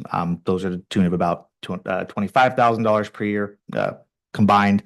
And then, of course, there's always one of our biggest expenses, our dispatch fees, and our fees for this last fiscal year, which they run June to July, was about $203,000. So we get billed per incident that we are dispatched to. And we're a fairly busy agency, so those add up real quick. So, Mr. Hubbard, can you repeat that number again? right about $203,000. And that's pretty par with every year. Of course, there's increases. Last year, we were about 197,000. So it's on track, but it's a large expense that we are obligated to take. Otherwise, without dispatch, we have no idea what emergencies are going on and where we need to respond. So it is a hefty cost. So, Deputy Mayor. Oh, yes, sir. Sorry. Is there a way to have the dispatch through a police dispatch combined? So there are a menagerie of different options. A lot of the questions that come up from that is to get things set up appropriately for how you dispatch law enforcement traditionally and how you dispatch fire services or EMS are pretty different. For example, fire service, we require a separate paging and alert system to where law enforcement is historically I don't know how you want to describe it a little bit, but just direct call. You raise them on the radio because they're mobile.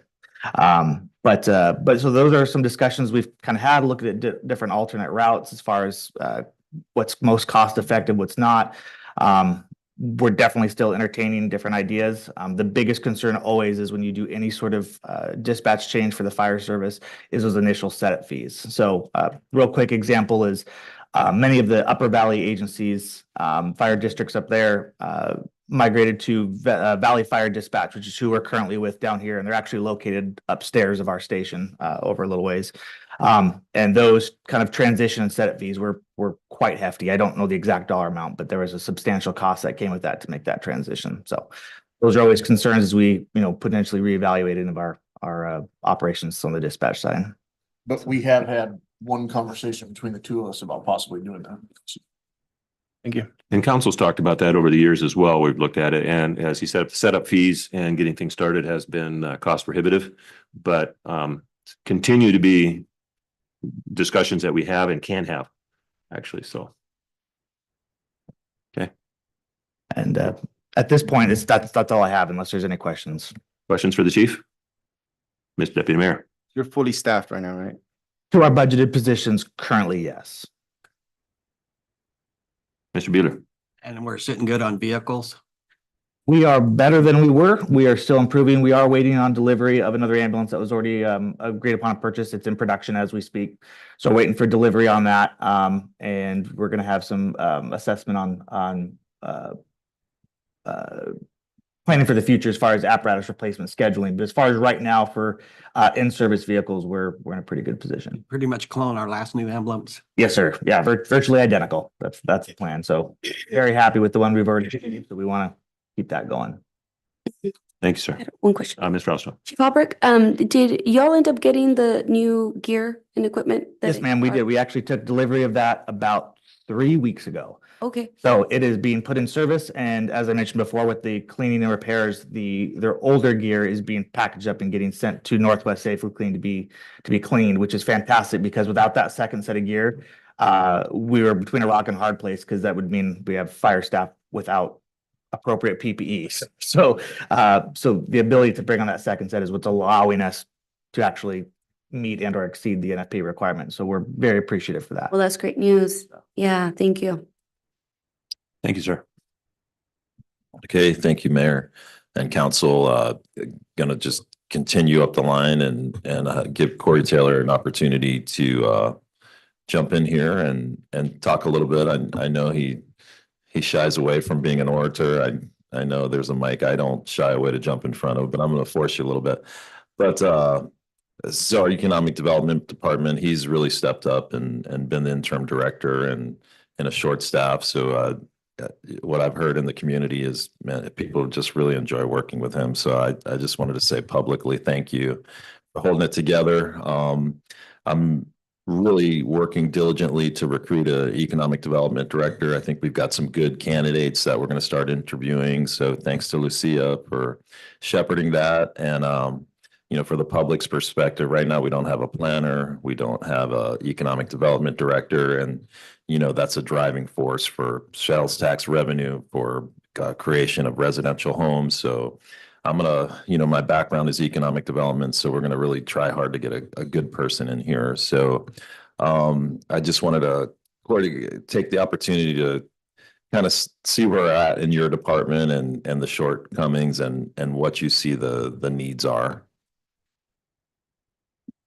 Thank you. It's been interesting. I don't see any budget-wise, money-wise, anything that we need. My biggest concern is just getting our ordinances streamlined for better processes. For working with the community is kind of my biggest priority at this point. So, you know, we gotta give our staff the correct tools to work with in order for them to do their jobs. So that's going to be my big priority, is bringing some ordinance to you guys. So. And one thing I did want to mention to the council is that just started talks with YV-COG, and they have a really good plan for planning. As everybody knows that works in economic development, to find a good planner, they are at a premium. So, and most have a tendency to be either out of school or young, because anyone with any years under their belt winds up going to another jurisdiction and they pay them pretty well. So, but I had a chance to talk to the COG, and they provide that service, and we do have some money in a fund balance to work with them. So that might be a way to save some money on salary and benefits, and they could do a lot of the preliminary plat plans, and then a good economic development director can handle obviously the larger lifts. So that's one way, you know, we can save money.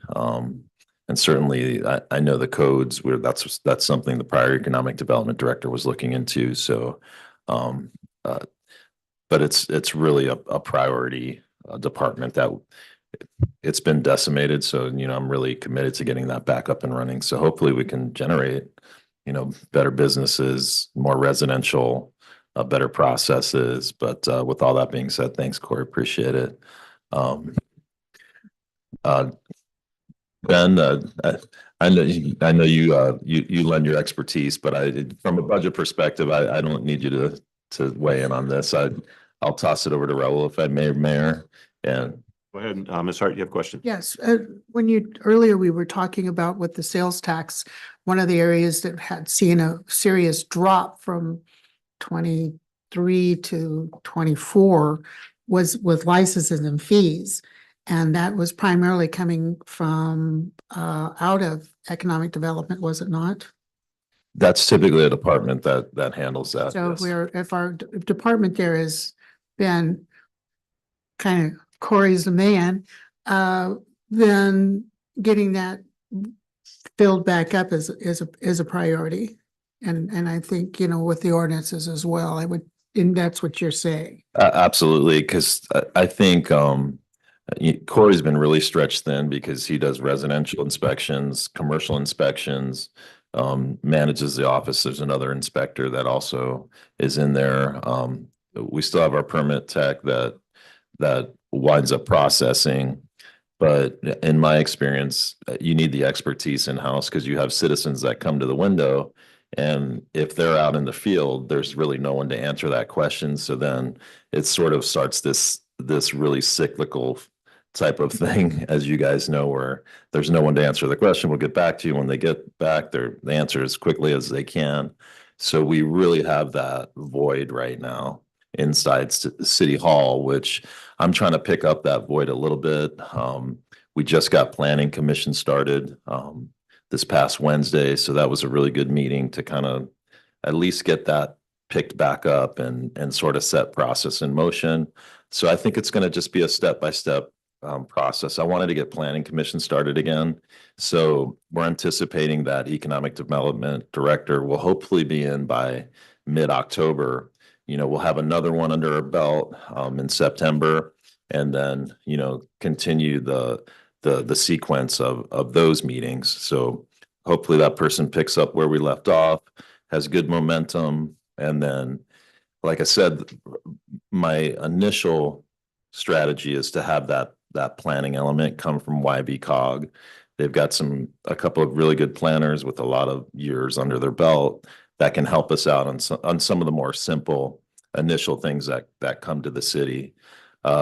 We certainly need a planner. I mean, you need all those elements filled. It's like playing baseball without a shortstop, you know, that's the only analogy I can give is, you know, the ball's going to get hit through that side of the hole. And it just sort of like that continued effect. But, so that's really one of the high priorities that I have for the city of Sunnyside. We've got to get that department really headed in a better direction. Thank you. I have a question. Hey, Mr. Peter. Correct me if I'm wrong. Was the planner funded by the ARPA funds? It was created? My understanding is it was. So, you know, that's where I think the initial strategy to take that out of our general expense fund is to work with YB-COG. I met with Chris Wickenhagen, I think on Monday, had a really awesome conversation, and I wasn't even aware that they had those planning services. So it was like whew, thank you, because we need it. And we were really thinking about working on some other things. An economic development strategy, sort of a long-term vision. That's something the COG can help us with and save us a lot of money and keep all the stakeholders, Yakima, lower, upper valley. So there's some things that we talked about that got me really excited. But I think the geeky sort of economic development guy was really excited about the planner that they could provide. And I'll say just sort of a story in regards to YB-COG and their values. So we had a developer in talking about a potential apartment complex that was going to go in, and there was and you might be able to get some of the details. I think Raul was in the meeting where there was a technical question, and so we dialed YB-COG. I said, well, let me dial YB-COG, and the planner answered. Spent 10 minutes on the phone with us. They answered the developer's questions. And I said, wow, you guys came well recommended. And you sure did deliver on the first one. So I think that's the value that YB-COG can bring to the table. So anyway, that's a long way to say that they're going to save us some money and be effective, because it's really difficult to find planners. Other questions? All right, moving on. Thank you, Mayor. And let's toss it over to Raul Sanchez, our Public Works Director. And I think we mentioned in the opening salvo, we've got some pretty big projects that he's working on and moving forward. Thank you. So yes, a lot of our projects, obviously, as you guys been involved, is we rely on grants to do a lot of our street projects. We do have a few projects out there that have been brought to council that I would like to, in order to complete those, we would need to get something going. HLA is working on some cost estimates for them. I don't have those back yet, but one of those is the irrigation upgrades at South Hill Park. They're working on design and a cost estimate. We also have, it was also brought a retaining wall that sits on city right away at Dayton Drive that is also just aged. And they're also working on design and also waiting on cost estimate for that, so that we can Hopefully we can get that into the 25 budget and get those, upgraded and replaced.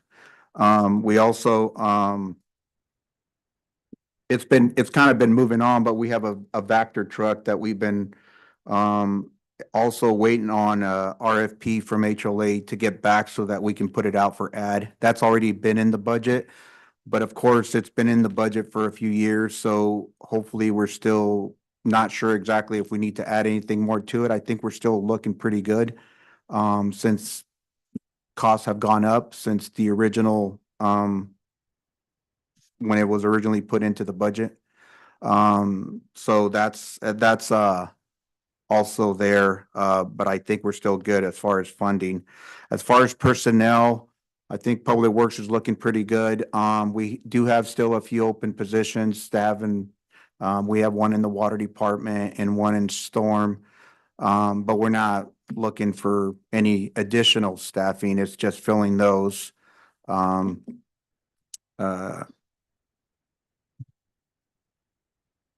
We do have some, in wastewater, we do have some, fire, alarm panels that need to be upgraded. There's 3 buildings that, they just, 2 of them are from the original upgrade back in 2006 that finally are getting to that point where, they just need to be replaced. And one is completely has failed. So they're around $10,000 a piece. It's something that we'd like to include into next year's budget and have them replaced. So we also have, a stormwater pond at Cherrywood Hill that we also need to, just repair. And, we've also met with HOA. They're working through design so that we can also move forward at some point, on, fixing it. So that's some of the stuff that we're working on right now and going forward. Any questions? Questions for Mr. Sanchez? Ms. Hart? Is that take into account, I know we were having something on Monday regarding water, the water situation, whether it's that increase in water bills. Is that also part of the addition of new wells going into the next year? I'm not sure if that's in the same category here, but I know we've talked about it and I'm just wondering where that lays. Yeah, so that's gonna be a total, yeah, it's a big topic. It is scheduled for Monday. There's just to kind of go over a little bit about what we've already done. The water, obviously the water fund is in bad shape.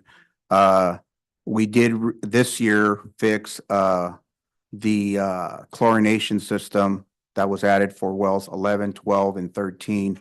So they're back in service. They were out at the beginning of the year.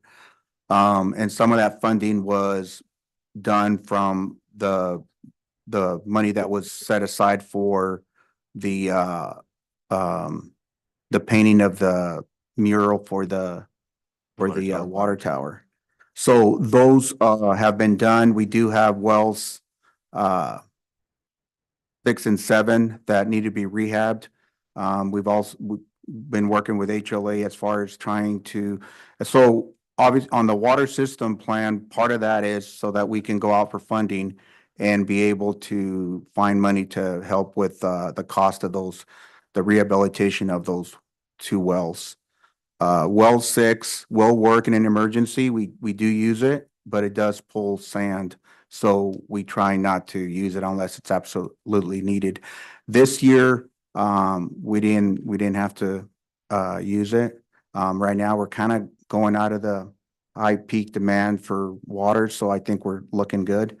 But we do, in the water system plan, there is talk about a new well, a reservoir, transmission line, which is for future, as we were talking earlier.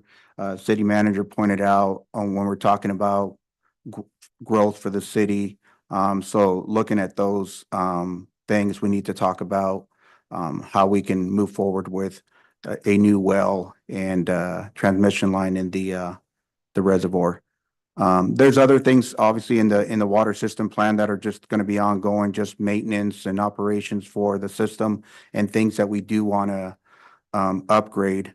But those are the biggest ones. Thank you. Mr. Deputy Mayor. So I've noticed over the past year and a half, maybe two, we rely more on HLA. I mean, I know they're good. I know what they do, right? But why is it before we just relied a lot less from them, being that they're so expensive? And is there a way, or what can we do to? As far as like in what capacity? It's just, it feels like we're spending a lot with HLA, as opposed to prior years. Mr. Deputy Mayor, if I may, Mr. Mayor, I think one of the keys is going to be to get a good economic development director that can really pick up some of the slack, because right now they're providing all our planning services. I mean, just about everything. So we're pretty hamstrung at this point. We have no choice. Because the expertise they provide is something that's a necessity. So that's why I'm committed to getting somebody in here, obviously qualified. I'm going to be selective because you just don't want to pick anybody. It's such a vital position because it's a combination of having knowledge of the Growth Management Act and also coding, but also understanding infrastructure. So, and they work closely with the Public Works Director. So again, I can't tell you how vital that position is. And that individual will be able to pick up a lot of the places that HLA is filling in right now. So, and that'll be a cost saving measures. I don't know the exact amount we've spent on them, but I can get you the number and then, kind of figure out how we can flex that and use it in other ways. But so I just wanted to jump in there, Deputy Mayor. And I understand for this year, right? Because we don't have a economic development. But Right. last year we did. We had an economic development. We had planners, but you know what? It was still, HLA was a lot Right. more involved in, let's say, 2020, 2021. But that, excuse me. Sorry. There's that, because we had a different Public Works guy. And you could speak probably to that, Raul, as far as the reason that we weren't using them as much. They still did a lot of engineering for us. And that's their primary purpose, is to do the designs and the engineering, and as I understand it. And go ahead. You're yeah. trying to say something there. Go ahead. Going back to, I've been in my role for a year now, and just but being in Public Works for over 30 years, projects are going to come and go. There's going to be, like right now, there is a lot of projects that are going on. Some of them started last year, but again, going back to 2021, whether it was COVID or whatever, depending what projects the city was working on at the time, it's going to also determine how much HLA is involved. As far as like grants and things like that, my understanding, they've always handled all that, especially with federal projects. So depending on how many federal projects we have, because they do all the federal submittals and everything else, keep track of all that as far as from the beginning of the project to the end. Just because there's so much involved and what needs to be tracked, just for finance side of it. And so they've always been involved in that. But yes, they've been involved a lot with in the planning side, even probably before, when our previous planning economic development director, because we never had one before. So I think they were handling some of that too, I think YV Cog handled some of that. Don't know too much about all that, but I just do know that HLA, I've known HLA as far as with other cities that I'm aware of, how much they help others up and down the valley. Ms. Rosto. It's a question for maybe Mr. City Manager. Is there a way to, because they do the reporting, I know for the grants and, but is there any way to to maybe I mean, we're looking at a budget deficit now, but like hire a grant writer and allow them to take on these tasks versus outsourcing the work to HLA. I guess what I'm trying to get to is how can we start offsetting some of these costs? And how much does HLA actually have to be involved in our planning if we hire on a new economic development director and a new planner? How much should we continue relying on them and in terms of just doing a cost benefit analysis? If there's money going into HLA that could stay in-house and we don't have to outsource that work, is there something like that we can plan around? Councilwoman, and I was just taking notes to just to give myself sort of a visual. So when you think of that department and what HLA provides, so coming from a larger city like Pasco, and maybe even Dave can lend his perspective because he started his career in public works, as a matter of fact. So you know, at Pasco we had an engineer that provided a lot of the services that HLA will provide. I think where I see the void right now is the planning services that they provide. Hopefully YB-COG and the new director can pick up a lot of that. So that'll be a huge cost savings. And a good director should be able to do the bulk of the comprehensive plan. So right now they're doing all of our comprehensive plan, which is a huge thing for the state. And, you know, keep in mind, we were out of compliance here at Sunnyside for like 5 years. So it just goes to show you how vital a good economic development director is. Now, typically, you know, when I was at Franklin County, we still had a consultant that helped with the comp plan, but they weren't doing the bulk of it. It was just more in an advisory capacity. So that's where I see the savings. Unless we hire our own engineer, it's probably more cost effective for them to do the engineering part of it. Now, in regards to a grant writer, this is a frustrating thing for cities because, I mean, we face the same frustrations at Franklin County and Pasco. You know, hiring a full-time grant writer is really challenging because they're at a premium. So they would rather freelance because they make a lot more money. So and what we found, because I've used grant writers quite a bit over the years. And what you do is you hire them freelance, you find, and they all have an expertise. So based on that expertise, you hire them. And this is where I've already exchanged some emails with Raquel Crowley from Senator Murray's office. This is where I see the void too. We haven't done much lobbying on behalf of the city either. So, you know, that's something I really plan to spend a lot of time in Olympia this year, get to know our lawmakers, and, you know, whether they're congressional lawmakers, Senate. I mean, that's where we're missing too. So we really need to come up with our legislative priorities. And then when we see a grant that fits our, you know, our scope or what we want to go after, that's when we hire that expert in that.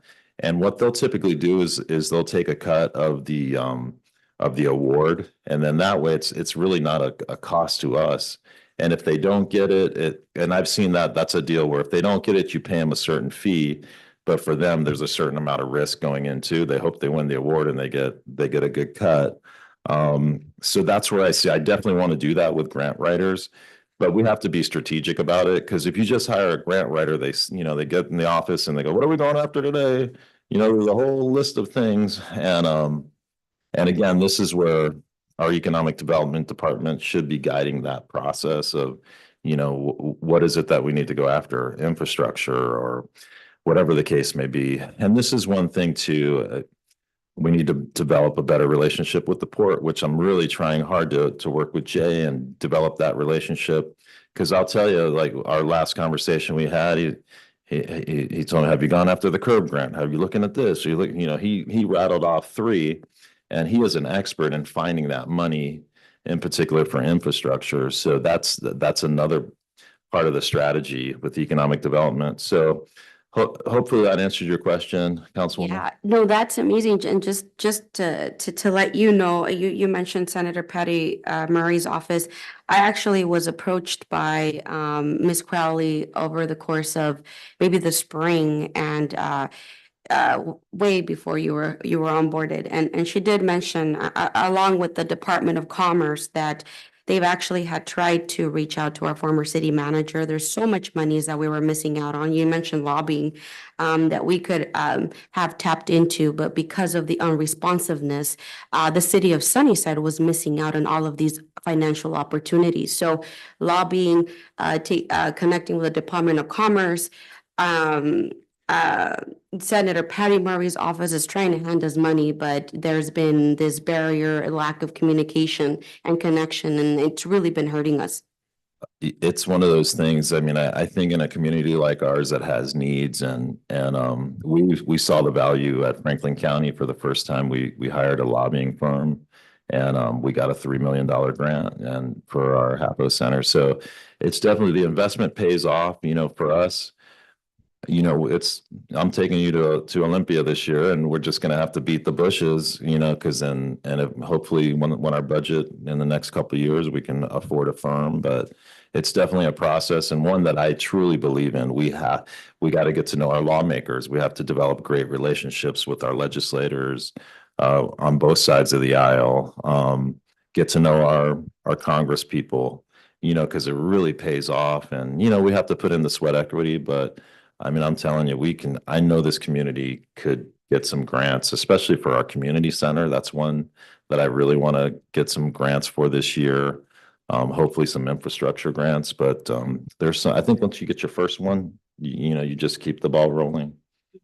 Thank you. Thank you. That was a good question, Mr. Oso. That's a very good one, and it proves true.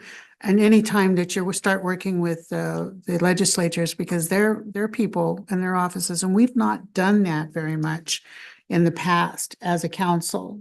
We kind of relied on former Mayor Jim Restucci for being our at-large advocate, legislative representative, and he did bring a lot of money to the city. So this is really another way to bring in the grants and so forth. I really appreciate that perspective. I think that's a good one.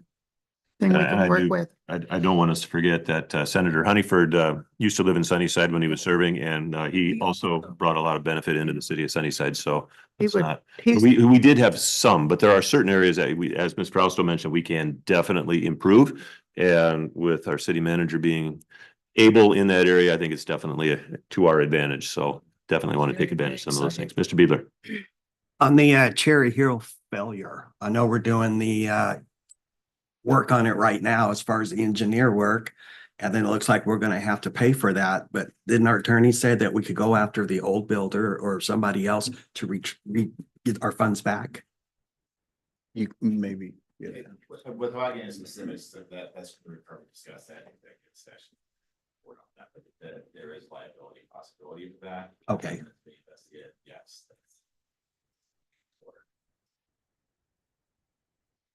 Further questions? Mr. Deputy Mayor. One more thing for Raul. With the public works contract still in limbo, we're going to take that into consideration going to 2025's budget, right? Or should we have? I mean, we're going to have that conversation. We're not going to be in 2025 and then having to amend the budget. Well, that would be probably something that we would, at some point we would have to meet with the union and kind of go over that. But that has something that the city manager would have to whatever's agreed on. But at some point, yes, those contracts do have to close so that we can move on. All right. Thank you. Thank you, Mr. Mayor, and thank you, Raul. Appreciate it. And really good questions there. Move to Jameson just to maybe continue a little bit of the conversation, in terms of any perspectives that she has. And I know you manage finance department, and we've changed a little bit about how we manage. I've taken over IT and also oh gosh, what else have I taken over? Municipal. It's been a busy 20 days. So so HR and then also working with municipal court, which feel fortunate it kind of runs itself. So they do a great job. So Jameson can really focus on the budget. So with that being said, we'll toss it over to you. And I was gonna say that my first comment was going to be that one of the best things that the new city manager did upon coming here is he's basically made the decision to revamp administrative services and separate that out. And so I will only be in charge of finance. And he has taken over the HR and the IT and the other municipal court and the court contracts and that kind of thing that I was also juggling. And so, which is really fantastic. And I know he's got some great employment attorneys that he works with, so they'll be able to work with those contracts and get that handled for you. So I don't have any big asks for this year coming. Just it'll be nice to focus on finance instead of splitting my time so that it only gets 40% of my attention. There's one small change that I'm considering bringing up to the city manager and the deputy mayor regarding the LTAC liaison and potentially having the finance supervisor, Fabiola Gill, become the LTAC liaison instead because of the time that takes as well. And so all of that being said, I should have a lot more time to deal with budget and finance issues than I did before. Questions for Ms. Horner? I Sorry. do have one, and it kind of pertains to some of the questions we heard earlier today. We have been in the process for what, nearly 2 years of moving all of our budgeting materials for the department heads and the budget and so forth to Springfield from The software migration, is that what you're asking about? And can you tell me why there's been such a lag in getting the information that like department heads might need or you need to have to give us clear pictures? Is there, can you explain that? I also just want to correct a comment that was made by the public earlier. Empower has nothing to do with our financial software. That's one of our benefits providers. So I'm not sure where that information came from, but they're not associated with our finance software. I'm sorry. Our finance software, we had a public commenter that was saying something about Empower, but that's not associated with this, right? Benefits. So Springbrook is the name of our software provider, and we are staying with the same company, and we're transitioning from a very old software that was mainly Excel-based into a new web-based fancy one that will have Tableau reporting and all sorts of great stuff. And when Springbrook came and gave us the presentation in 2022 and approached us with this, they indicated that this would be an easy transition because we would be staying within their company. They have all of our data and they would easily be able to transition it into this new software. That has not happened at all. And I'm not trying to throw Springbrook under the bus here, but it has been 100% opposite of easy in any way, shape, or form. I personally have spent hours going through the data that they have tried to pull into the new Springbrook to see if it makes sense, and it doesn't. But city manager and I were on a call with them last week, and we're hoping to get them coming back around, and they're going to bring in some of their big guns to assist us with this. It has been very, very upsetting to all of us, I think, to not have access to updated numbers, because we basically transitioned our GL at the end of May. And so from June and July, we haven't had updated financial numbers without going in and manually pulling information from two separate things and merging it to get crosswalking it, basically, that I've been doing myself. So it's been ugly. I'm hoping that it will get less ugly, and that eventually, because I have requested reports that look exactly like our old check register reports. They have told me that they are going to be able to do that. So eventually I will be able to provide those reports, and I can provide both sets of reports and provide those on the web so that people can access them. And I can go back and do that for the previous meetings as well. There's, Mr. City Manager, there is one thing that I would like to, and pertains to finance, is that a more regular, at least quarterly reports that appear in front of us so that we can actually look and see, rather than waiting till, our budget retreat to find out how much money we've got to work with, and where amendments might have been made sooner rather than later. But I would like to just have it on record that we should have quarterly at least reports that kind of give us a better, and I know that we Well- talked about that before. And one of the great things about the city manager restructuring my position is that I will have much more time to do that. And so in the last few months, I've been providing you guys those ARPA reports at the first meeting of every month. I'm gonna start doing the same thing citywide as soon as I can get this financial system up. So I can't promise that it's gonna start happening now because we're still dealing with this transition. But as soon as I have access to that information easily, I should be able to pull it and present it to you in full very easily on a monthly basis. And that I is think that would my help goal. us in the long run from getting into some of the potholes that we've fallen into. And Mr. Mayor, if I may. Mr. City Manager. And as a matter of fact, Councilwoman, quarterly reports are required by state law, so we should have been doing those. But anyhow, that's Next year. just something, it's something that's easily gets missed because you get caught up in the weeds. So not trying to say we purposely did, but anyhow, so from this point forward, we certainly will. So thank you. We have been receiving those in the past fairly regularly. This year, Sure, no. for whatever reason, it dropped off. But yeah, that is something that we need to see going forward. So, all right. I have a question. Thanks. Yes, sir. So I have from the questions I think Tom Dolan provided. Do department heads have access to the budget on a daily basis? They did until the end of May, and with this transition, they do not right now for the last couple of months, almost 3 months now. But I'm sure you guys meet regularly to know what's going on. Honestly, the last 3 months has been incredibly difficult, and no, they have not had access. I haven't even had access without, like I said, going through and crosswalking data.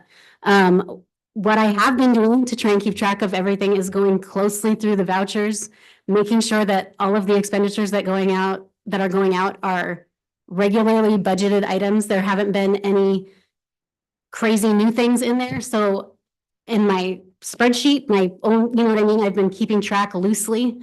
But with this, I'm now fully caught up. Everything's updated now. And so if Springbrook can do what they said they were going to do and get us all of this information integrated in the next 2 weeks or so, we should be back up and running where everybody has access to it all the time. What about the? No. Oh, Go ahead, Ms. Russell. okay, sorry, I don't want to mean to, sorry, just a question that came. So then, maybe a dumb question, but then how do you all know how y'all are operating and what you're operating with? If y'all haven't had access to the budget? They've been coming to ask me and I have to pull the data for them. So you've just been doing it ad hoc? Yes. Manually.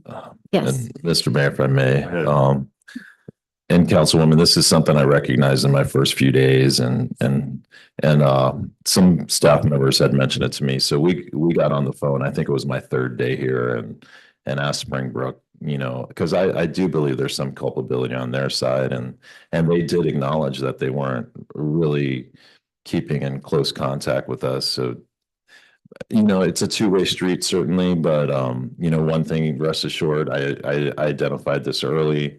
We're shepherding the process and we're getting department heads access because we certainly can't operate without our department heads knowing what's going on. And so we're certainly are getting that rectified.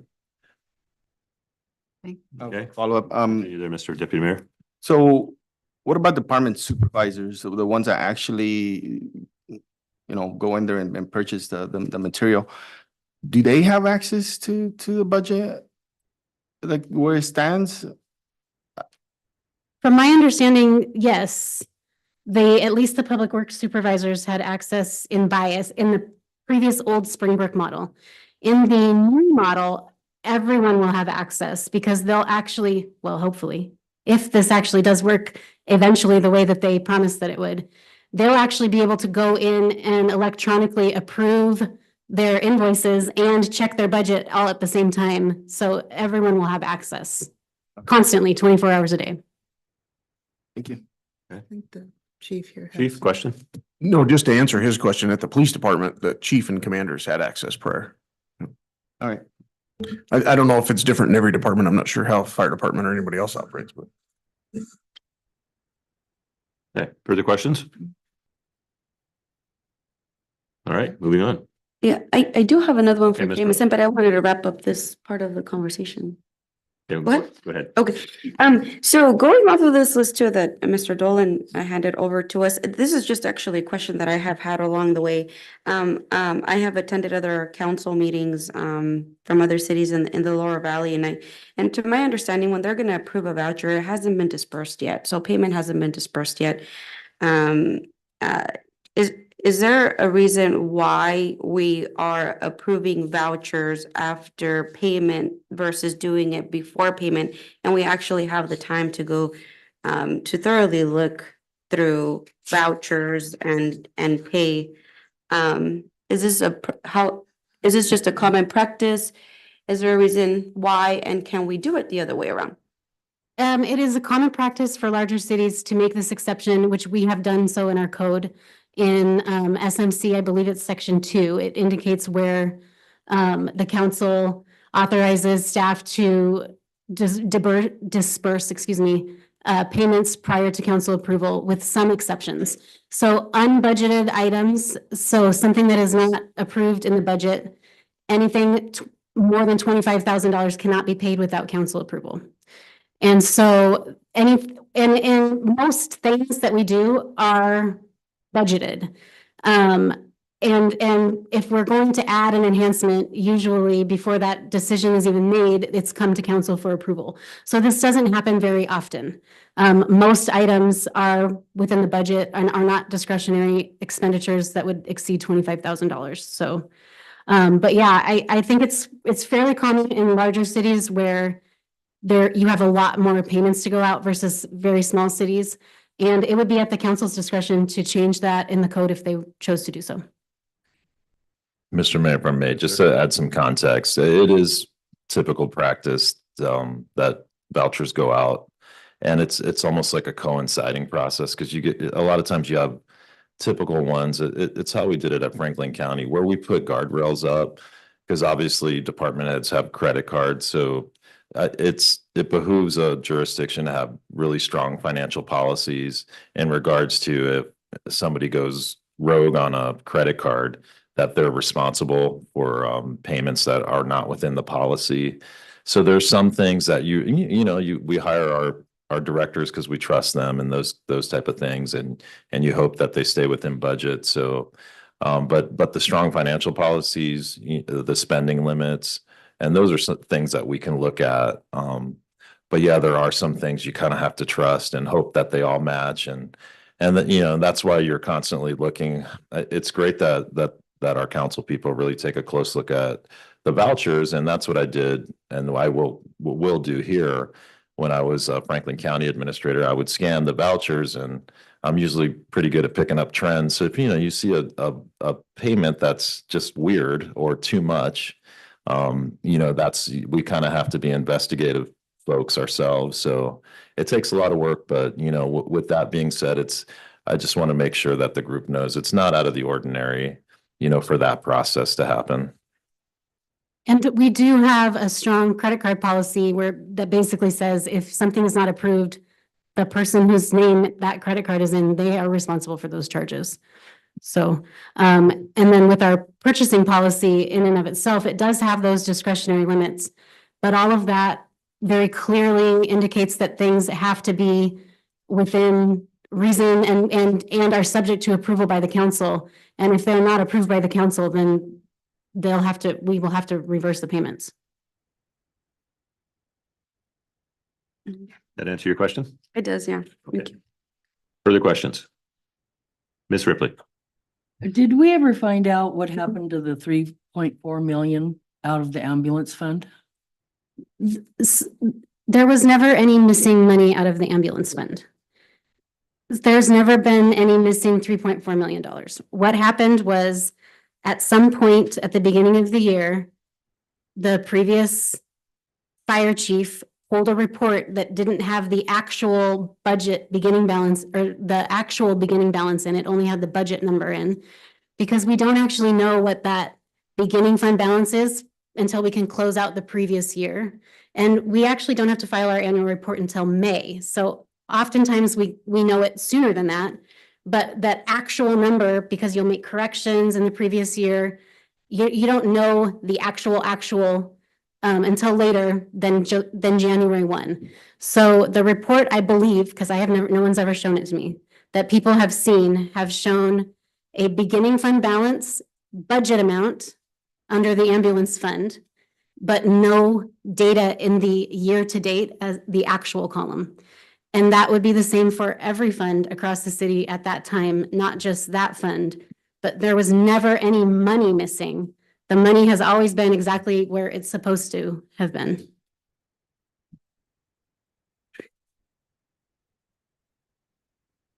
Okay, further questions? Ms. Vasquez. Just for clarification, I remember the financial committee, we were gonna meet up quarterly. Do you know when is the next meeting, more or less? Yeah, gosh, it needs to be scheduled soon. I will schedule it soon, and I'm sorry, I don't have anything on the calendar yet. Thank you. I did want to add one other thing, unless there's another question, just in regards to the questions that were brought up by the public. So the animal shelter total donations that we've received is $11,717.24, and I can provide a report on that.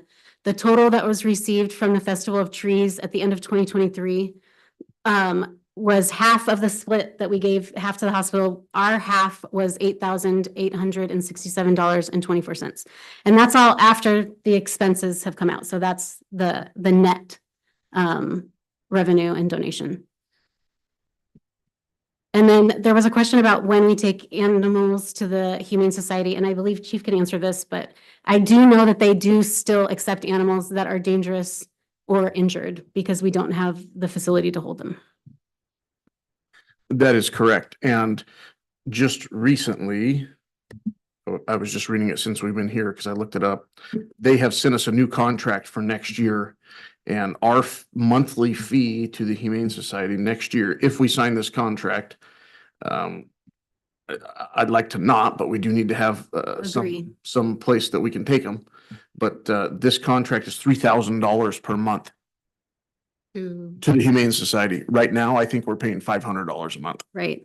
And that would be for us and Grandview, according to what they've proposed. Right. But So our fee would probably go, if we put a third of that, because the size of the city's to Grandview, our fee would go from $500 a month to $2,000. That wouldn't guarantee us any space for the animals. They say that's up to 4 or 5 beds, I believe, in the contract, but they couldn't guarantee that space would be available when we need it.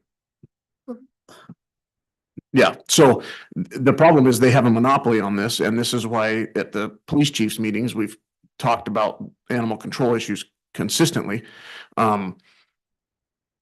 It's a problem. I don't know. We don't have a solution. I mean, finding a show. I've told our animal control officer, if you have to keep 3 or 4 dogs here and then on Friday you drive them to Spokane and you find a place that'll take them in Spokane, then do it.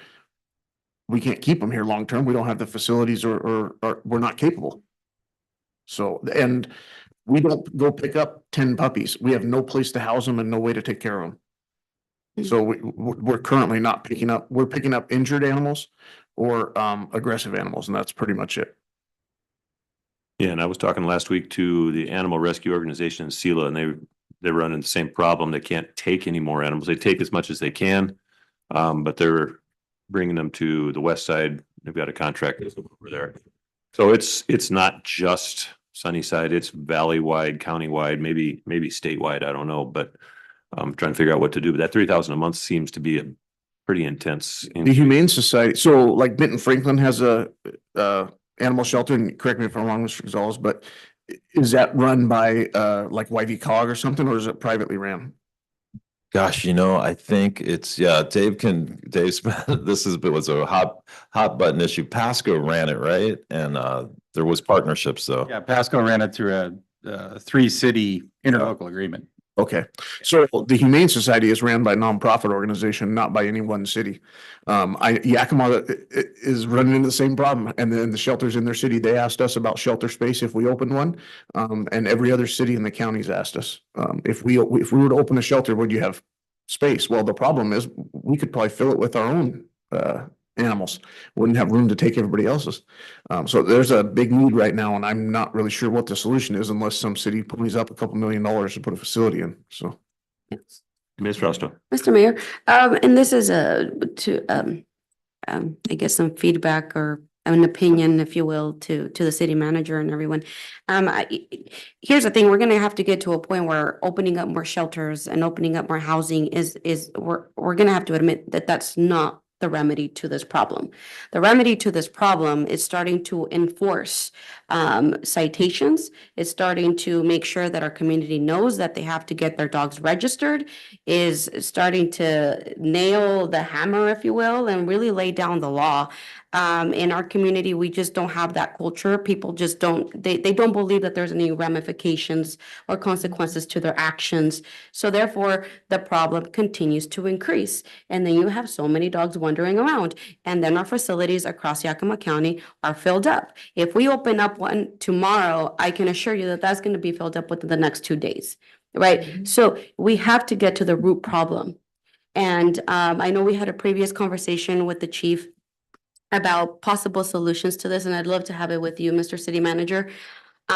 We have a dire problem in front of us, and opening up and contracts and revisiting contracts is just not going to be the solution to our problem. And this is our status quo, but it doesn't mean we have to continue living in it. It's going to have to take process improvement to make sure that we actually nail this down. And I don't know, creating a task force. I know I take my dog to our only vet here, and they oftentimes feel out of the loop. Actually, they always feel out of the loop of what's going down with our whole animal control. And I mean, being our only veterinarian in the community in Sunnyside, I mean, that's just, I mean, the gap shouldn't really be there. I would like to know how many citations we've been able to give since Megan has been on board, and figure out where we go from there. But just wanted to make sure that was put on the table as we're figuring all of this out. Appreciate that, Councilwoman. And I have heard that we have the one vet in town and that there is some interest, and I heard it through the grapevine, and I can't tell you where I remember where I heard it from, but I heard that they are interested in helping us out with this issue. And I mean, on Monday, I can reach out to them and, start the conversation with them and work with the police chief to figure out, it's a good first step. And I'll talk to you offline and get their names. Yeah, sure. Okay, perfect. Sure, for sure. Thank you. Okay, further questions for Ms. Horner? Hearing none, we move on. Okay, thank you, Mr. Mayor. Appreciate it. I'll move over to Dennis Knight, our IT manager, and as Jamison said, I started to manage this space and have managed it in other functions over the years, and developing the relationship with Dennis. I mean, one thing I am recognizing is they are a two-man operation, and fortunately, I think we're working on getting a third person. This is an area where I think regardless of the budget situation, it has to be a priority. We know we're in 2024. There's hackers everywhere, and it can cost jurisdictions a lot of money. I've seen it. I saw it as a journalist, and it's just only gotten more prevalent. So that's something that we've talked about in terms of staffing. Is we've got the one person coming in for tech support, and then even I really even think a three-man crew is pretty thin for their group.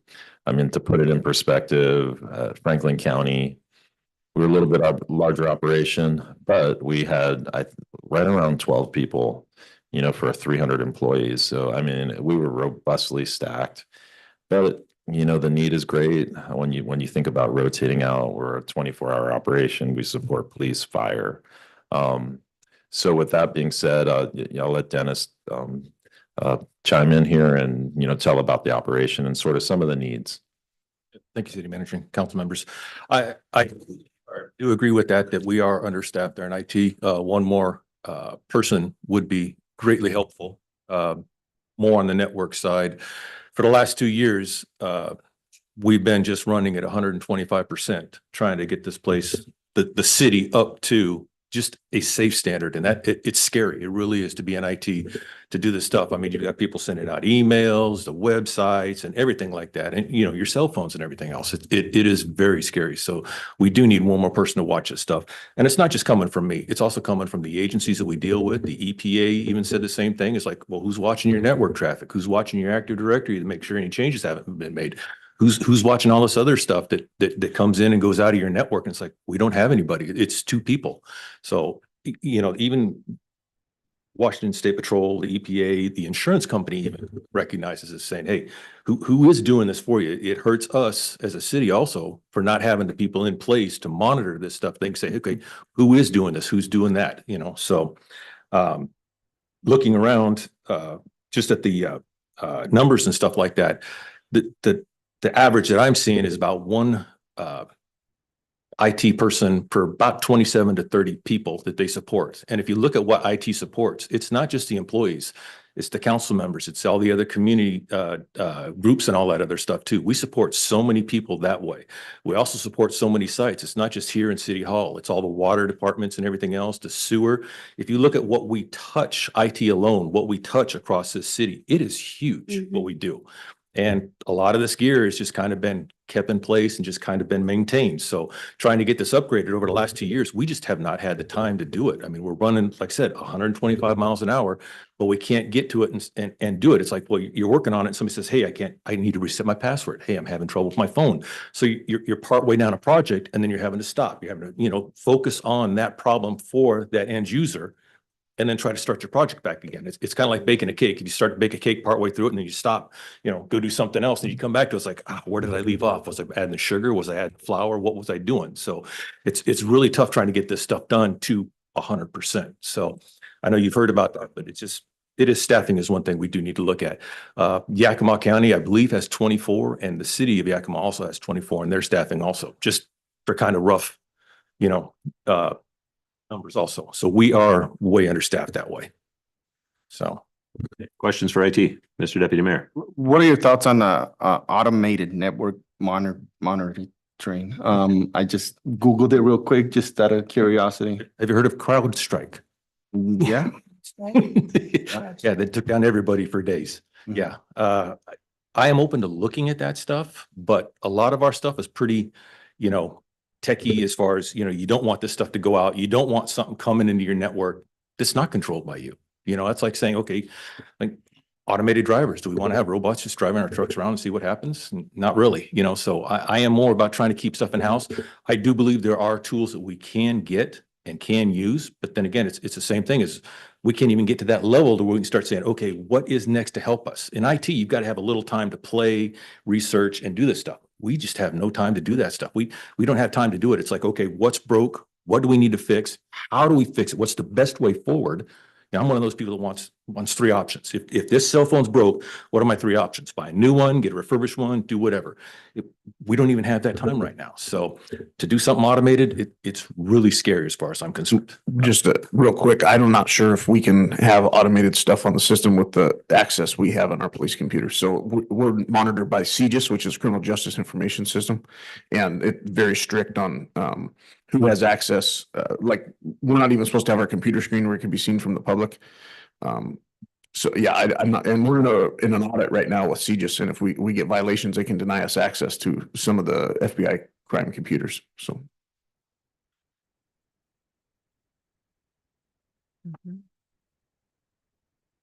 Okay. Thank you for chiming in on that. I didn't want to be the only person saying no. Further questions for IT? Mr. Bueller. Where are we sitting on the generator, and what do you foresee in the next 5 years as a big project that has to be done? The generator is already been, I've been out for a week, so that I don't know this last week, but as far as I knew from Raul and from Andrew, we're already ready to move forward and stuff like that. They've already come through and did the bids and stuff, right? If I'm not wrong. Yes, those things have taken place. One thing we're working on is Cascade Natural Gas. Because they need to kind of find out everything that is controlled by, we have 2 gas meters at City Hall. And so they need to know what all that they control to make sure that they get the right size gas meter or the service line that's gonna come in, if that's gonna support that generator or if something different needs to be done. So they're working through those numbers right now. Has the generator been ordered?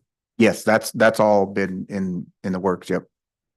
And for the 5 years, the next 5 years, I'd rather not go into too much like, oh, okay, here, the bank's wide open because we got the back door wide open. No, the next 5 years, like the generator, getting that done. And then it's actually moving us forward on what we have as far as our software that we're using. Some of our software is outdated and it just needs to be migrated up to the newest versions and stuff like that. And the network, getting the new devices in place and then getting that managed.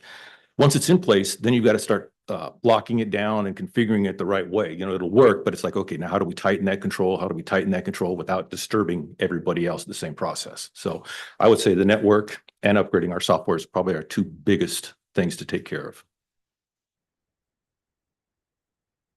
All right. If there's no further questions, we can move on. All right, thank you, Mr. Mayor, and moving up. For the record, we've got 10 minutes before our specified closing time here. Sounds good. And moving up the line to Lucia Navarro, who's our HR manager, and she's been really great to work with and helping me with the bargaining units and everybody. So just wanted her to lend her perspective on, what she sees as priorities this coming year. Thank you, Mr. Manager. Oh, excuse me. For HR, I think our focus is going to continue to be on internal and external trainings, just to ensure that the employees that we have are meeting the performance requirements of their positions. And an internal project that I have for us is just focusing on updating and enhancing our internal records management system. As you all know, there's several records in regards to the record retention schedule that have to be kept for upwards of 30 years. So ensuring that all of those documents are easy to find when necessary and kept in the correct manner is really the focus for us in HR. Making sure we bring on the applicants that meet the requirements of the position, and bring those people into city jobs so that they can continue to help us all mind went blank, execute the services that we perform efficiently for our community members. So really that's been my focus while I've been here the past 2 years, is to ensure that everyone that's here has what they need to be able to do their jobs efficiently. And if they don't, how do we help them get those, whether that be skills or equipment, whatever that be, and then moving forward, continuing to bring people on board to enhance the services that we're able to provide our community members, whether that's our internal customers as employees or our external customers as the public. All right, thank you. Questions for Ms. Navarro, Mr. Beeler? And we talked earlier about grant writers and city manager brought up freelance. Didn't we try to fill that position and finally just didn't get anybody with any qualifications? Yep. So when I first started in August 22, that was one of the first recruitments that went out. That recruitment was open for about 8 months. We had, I believe, a total of 2 applicants. And when they were contacted for movement within the recruitment process, they were no longer interested. And that was just the really that we didn't get any bites on that position. And that is why that funding for that position moved then to, and someone can correct me if I'm misunderstood, to the planner position. Because it was first a grant writer position that didn't get any traction. So we said, okay, what else can we try to bring in to help us with, in the areas that we're needing? And the planner position was it. Thank you. You're welcome. Further questions? All right, hearing none, sir. And don't want to let Jacqueline off the hook here. She is one of our directors too, who's our really outstanding clerk and worked with several over my time. And I don't know if I'm being too rude, but she's the best I've worked with so far. And I'm not just, she's been excellent. And so I think we're really fortunate to have her. And, I'll let her, talk about her needs, because she also does public relations for us too. So she wears multiple hats, is bilingual. I'm always amazed. She pushes out these press releases and, in English and Spanish and perfect diction. So I've been impressed with her so far. So I'm almost certain she'll keep it going. But anyhow, with that being said, I'll toss it over to her. You, City Manager.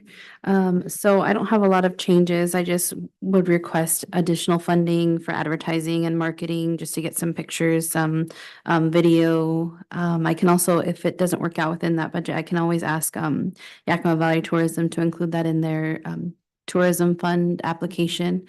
Sometimes they can do that for us. And then upgrade the cameras for the council chambers. If I can't do it this year, then through next year's funding. But other than that, no big changes in my department. Questions for the clerk? Hearing none, sir.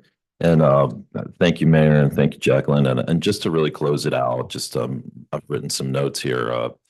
Just our commitment to transparency, continue to utilize the resources we have to get all this information out to the public. We'll get the documents on our website, a budget page where the public can access materials that council has provided. So we'll make that commitment. I think our directors, as you've seen here, they are committed to being part of the solution. I don't think their requests were too burdensome. So staff is going to provide budget information earlier than in the past, because I think there's certainly a sense of urgency here. I think scheduling a follow-up to today's meeting just a few weeks out to discuss the response, because I think what we need to do is go back, really evaluate where we're at. You know, today was not a solution. You know, like we identified the problems, obviously. So we've obviously got to get more details in the water fund, and because that's going to be a big ask that'll, you know, Monday. And certainly I'm almost certain there'll be a response from the public, as we know. And finally, I want to thank the mayor of the council for the opportunity to work here. A few surprises, but you know, nothing I can't handle and our staff can't handle. So just really want to address these budget issues and then solve them, because as I mentioned in my opening salvo, Sunnyside's an incredible place. Just the warmth of the people already towards me and just the support of this council. I just have really appreciated it, and I know we'll get through this. And you know, the economic development guy in me sees so much opportunity here. You know, and I think there's a really bright future for us. All right, thank you, sir. Yes, Mr. Deputy Mayor. So I just want to thank our city manager for being so productive, transparent, and communicate with council. You know, RCW 35A.13.080, you know, city manager powers and duties, subsection 7, to keep council fully advised of financial conditions. I believe you're doing an awesome job. Thank you. And we definitely needed that in Sunnyside. So thank you. Thanks. I concur. Thank you. All right, again, thank you everyone for being here. Again, the purpose of our first budget meeting is never to come up with solutions. It is to take a look at the actual situation. And even when it is not fun to be at, it is a situation where we are. And even as I had to sit here and be told that my feet needed to be held even closer to the fire than they were, believe me, when I got all the data, I have not slept well at night. This has been a concern. And to have to publicly stand up here and say, yeah, I have a part in this. And so it wasn't fun for me, but yeah, it is the reality. So I thank you for being here, paying attention. I thank the community members for being here.